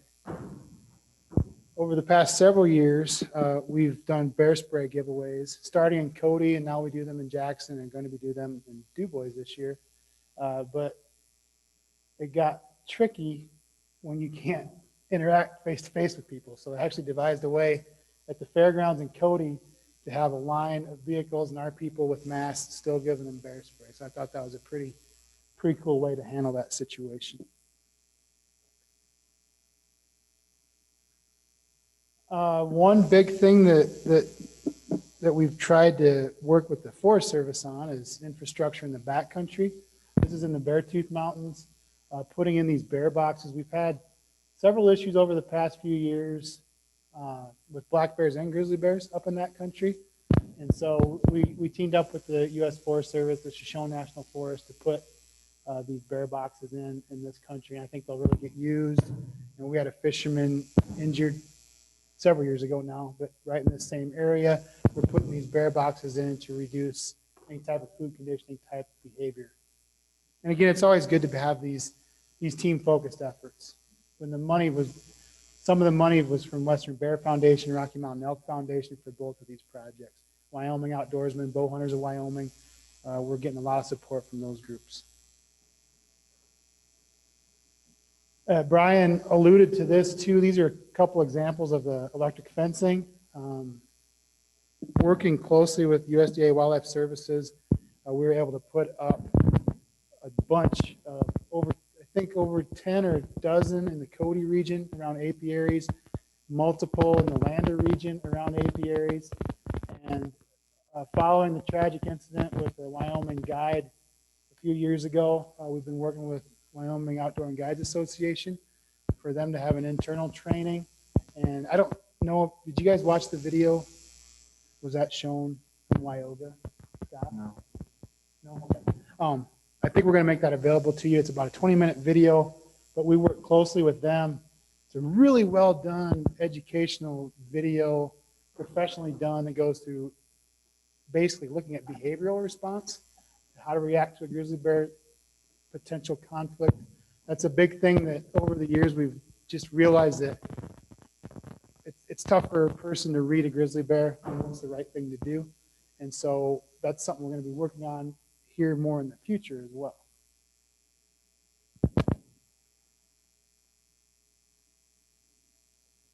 So again, while we weren't able to necessarily meet face-to-face with as many people as we normally do, we still tried to use social media, general media, and our interactive website to provide more information on bear safety. We did a lot of mailings. We're going to increase our mailings this year. Again, we're going to try to develop this behavioral-based approach for the general public, recreationists, hunters, fishermen, to better understand bear behavior to reduce that conflict potential with those animals.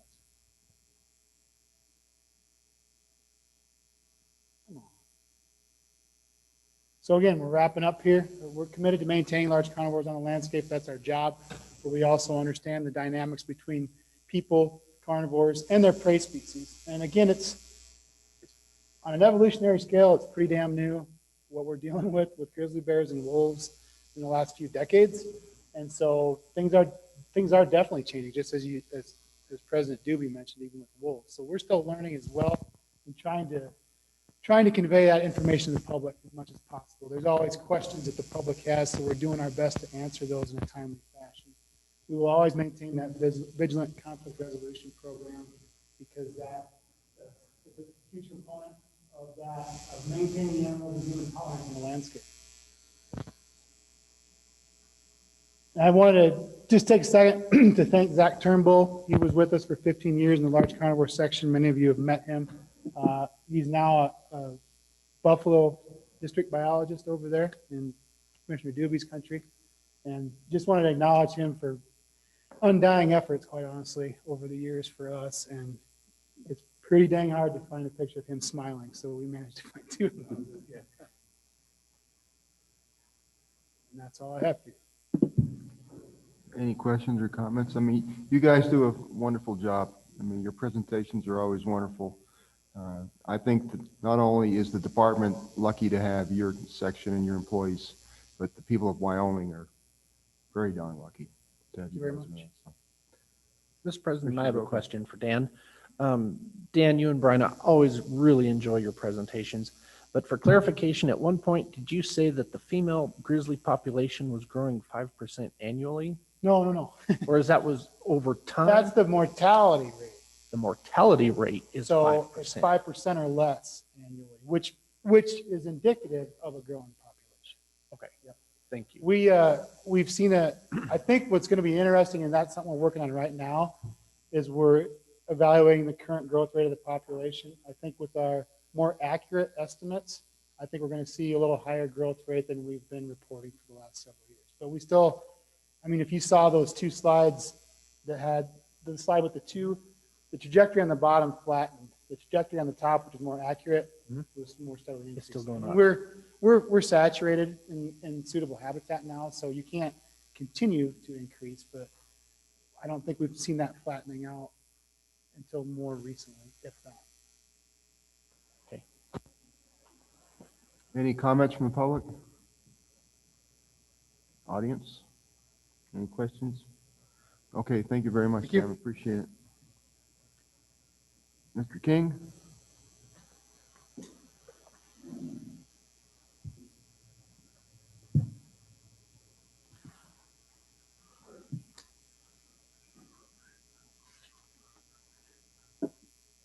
President Doobie, Director Desbick, members of the commission. Today, I'm just going to briefly introduce our Park County Representative Rodriguez Williams and Mr. Jim McGagna, Executive Vice President of Wyoming Stock Growers Association. We'll turn the time over to them to talk to you about some of the concerns that they've heard from some of their constituents regarding our damage claim process. You've heard a lot about the way that we investigate, handle, and pay on damage, particularly as it pertains to livestock in the last few days. And so you'll have the opportunity to hear from Mr. McGagna and Representative Rodriguez Williams about some of their concerns that they're hearing. And what I would ask is that perhaps when they're done, we can have some dialogue, but that perhaps the commission consider sending the department back to evaluate some of what you'll hear and bring back some more information for you. Okay, thank you. Welcome. Well, thank you very much. This is Jim McGagna, Executive Vice President of the Wyoming Stock Growers Association, and I'll offer some basic comments and then be happy to turn it over to Representative Rodriguez Williams.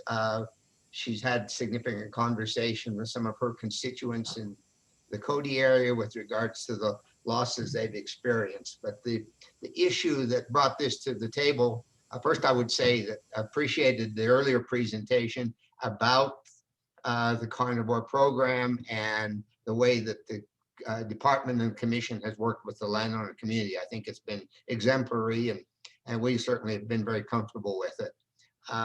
There are certainly differences from one operation to the other, from one area to the other, and from most importantly, from one year to the other in terms of livestock losses to carnivores. In general, I would say that based on the input I've had from our membership, the formulas that have been adopted have worked well.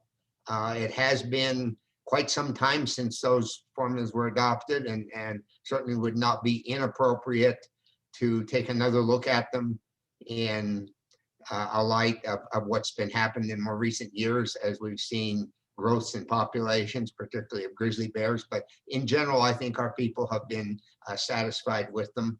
The one particular issue that has arisen recently that is really not addressed in the formulas, and I believe all of you are familiar with them, it's a multiplier effect for all sheep, and it's a multiplier effect both for grizzly bears and for wolves for calves. But for adult cattle and yearling cattle, it's just compensation is on one basis.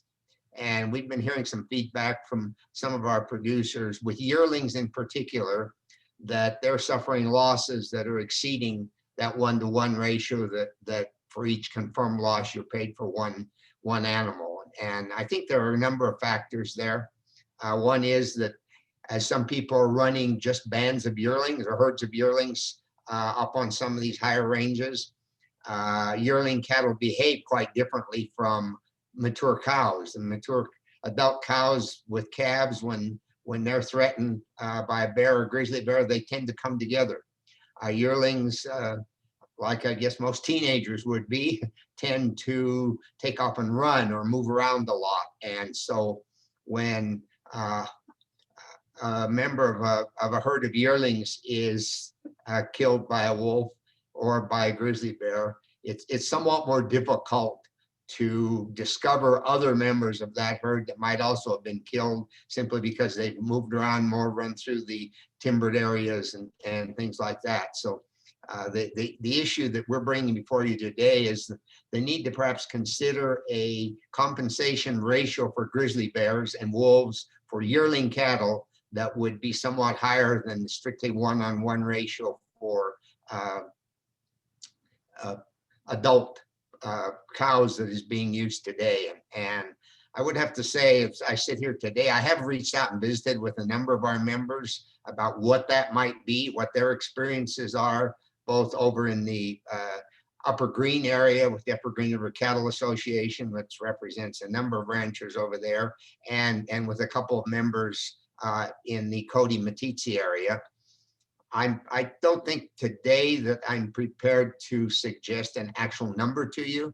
I think it's going to be significantly smaller than the compensation ratio for cows, but it would be some recognition that typical losses to yearling cattle are somewhat higher than they are for losses to adult cows. And so with that, I would turn it over to Representative Rodriguez-Williams and just say that I think this, from our perspective at Wyoming Stock Growers, is an issue that probably deserves some further research on our part as well as on the department's part that could lead to a recommendation that we could bring back to you at a subsequent commission meeting. Thank you.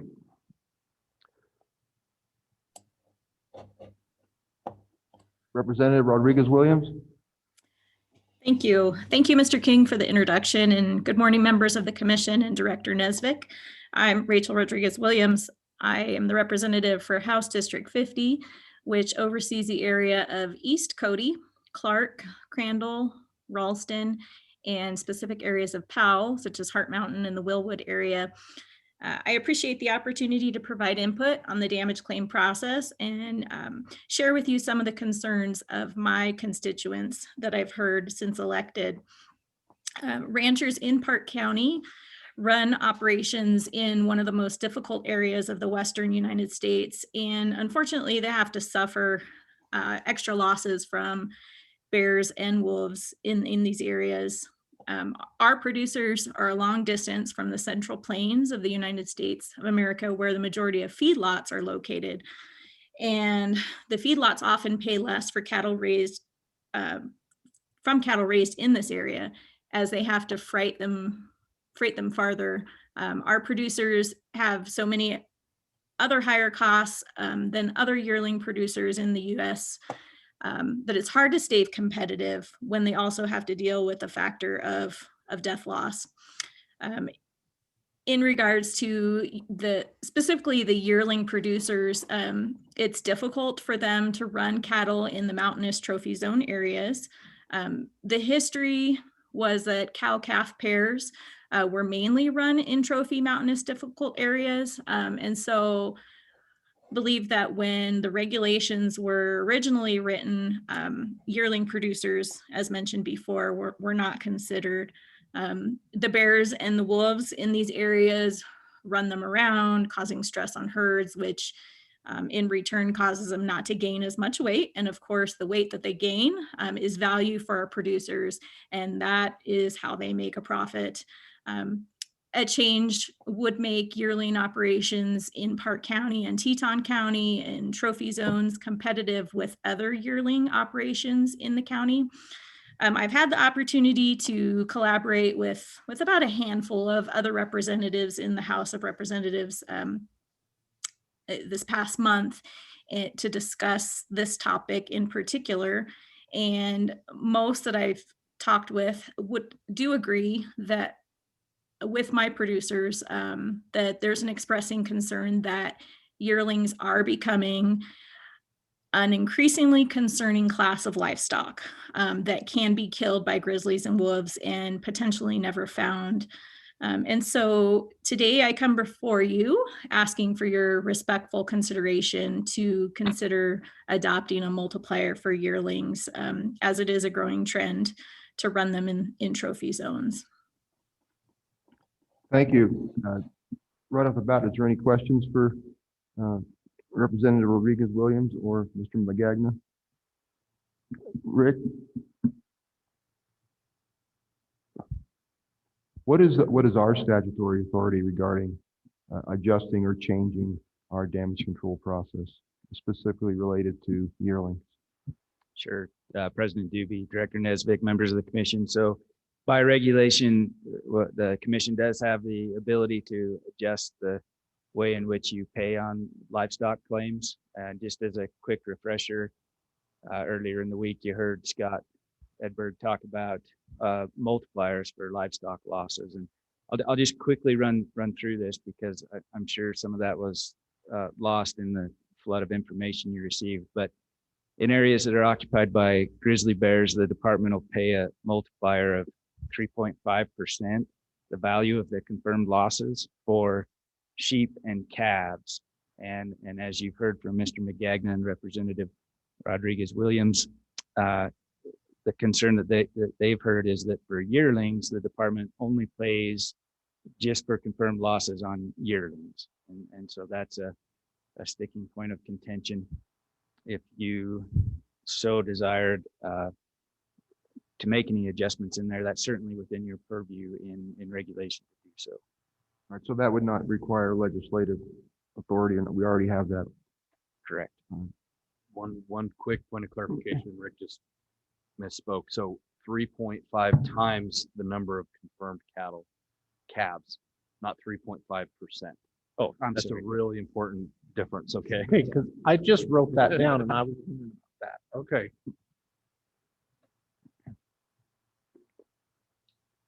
I personally have no problem with directing the department to look into the possibilities, and not only in any part of our damage program that we think we need to adjust or look into. So I don't know what's the rest of you have any comments or?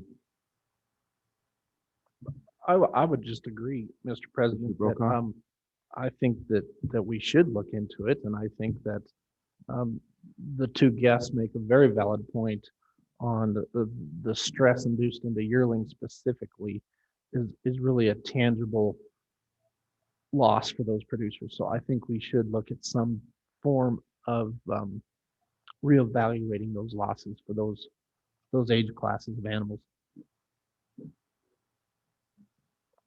Yeah, I mean, we want to be fair. I mean, You bet. we're trying to cover all aspects and all losses due to wildlife in Wyoming. And so we want to at least be fair about it.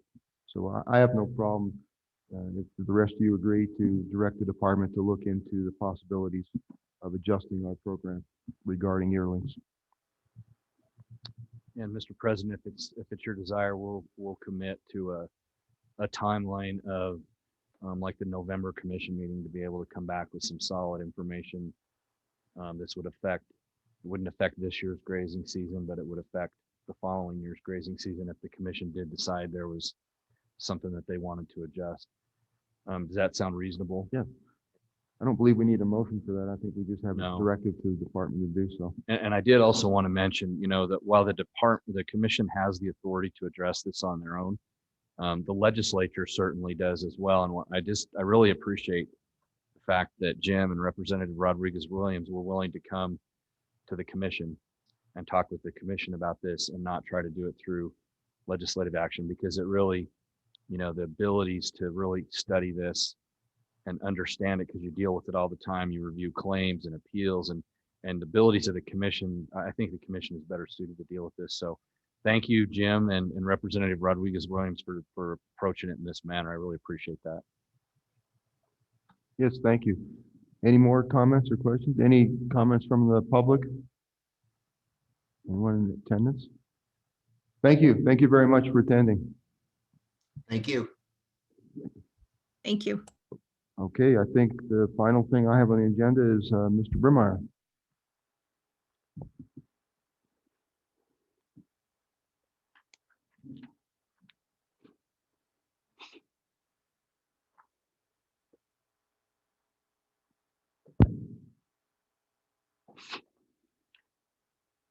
Thank you, Mr. President, Director Nesbitt, members of the commission. This last agenda item addresses a Golden Eagle project that's going on in Wyoming, and it's an effort to translocate golden eagles, and it's by researchers with Colorado State University in collaboration with the Wool Growers Association, the American Falconers Association, the International Eagle Ostringers Association, and USDA Wildlife Services, along with several folks from U.S. Fish and Wildlife Service. Major funding has been provided by the Animal Damage Management Board, and the objective of this project is to identify the best methods for relocating golden eagles on sheep ranches as a means to reduce that eagle depredation or eagle predation on sheep through a non-lethal means. And so historically, there wasn't really much options out there for sheep producers. And in the 80s, there were some researchers with the University of Montana looked at different methodologies, scarecrows, hazing, and other techniques. And relocation of birds became one of those methods that they looked at. And so at that time, they didn't really have a lot of radio telemetry technology to use to monitor what those eagles did after they relocated them to a new location. And so Colorado State has offered to put in the permits to start relocating birds, and they've been approved to do that within Wyoming. But part of their proposal, their objectives include moving up to 12 eagles a year, and 4 of those up to 100 miles, 4 at 250 miles, and then 4 at 400 miles. And so if they go to that extreme distance, we wanted the commission to be aware and to seek approval that they have the flexibility to look at some out-of-state, locations for those birds to be released. And what they're doing, if they capture birds, they'll put a transmitter, a satellite transmitter on, and then monitor their movement patterns. And these transmitters will stay affixed for several years.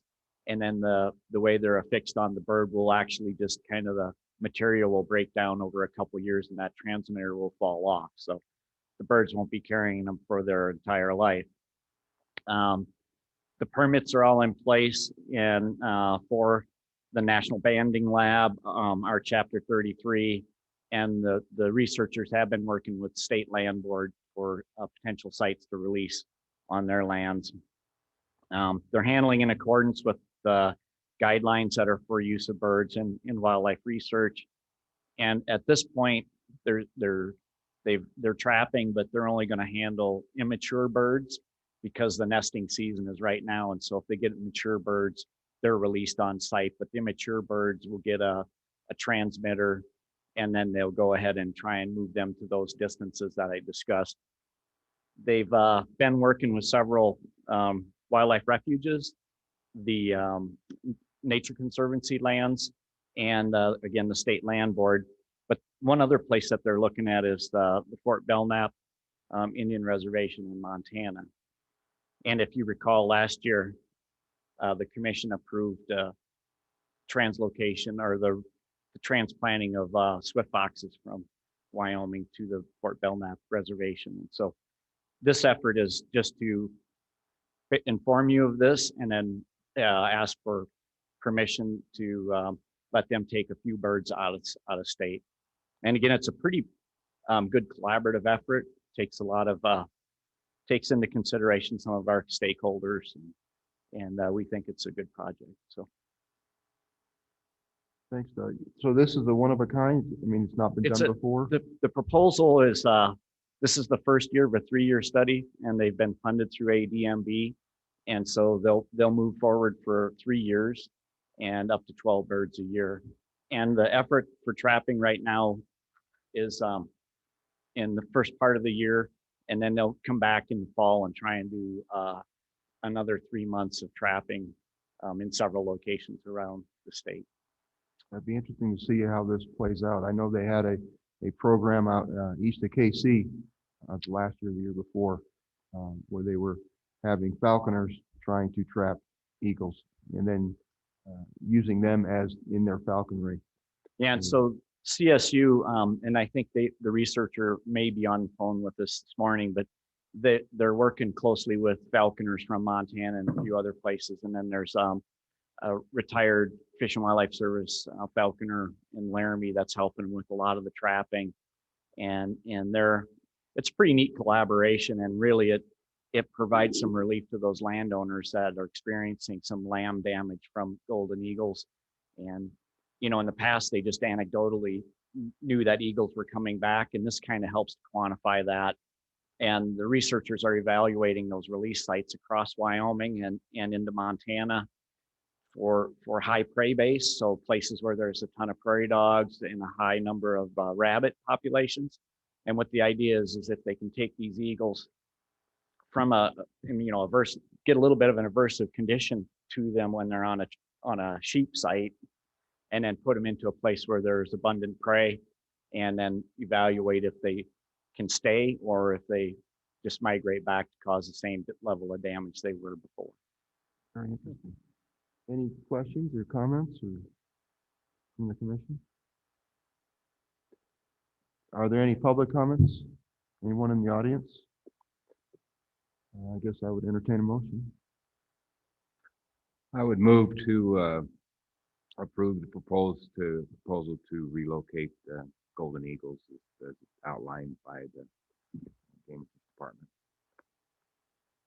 Is there a second? Second. The motion made by Commissioner Roberts, seconded by Commissioner Jolovich to accept the department's recommendations on the relocation of golden eagles. Any more discussion? All those in favor? Aye. Those opposed? All righty. Thank you. Thank you. Do we have any calls to the public? Anybody in the audience that feels like they need to address us about anything? Mr. Nesbitt? All right, I would entertain a motion to adjourn. I'll second. It's a move by Commissioner Lundveld and seconded by Commissioner Byrd to adjourn. All those in favor? Aye. Those opposed? All right, we're done. Thank you.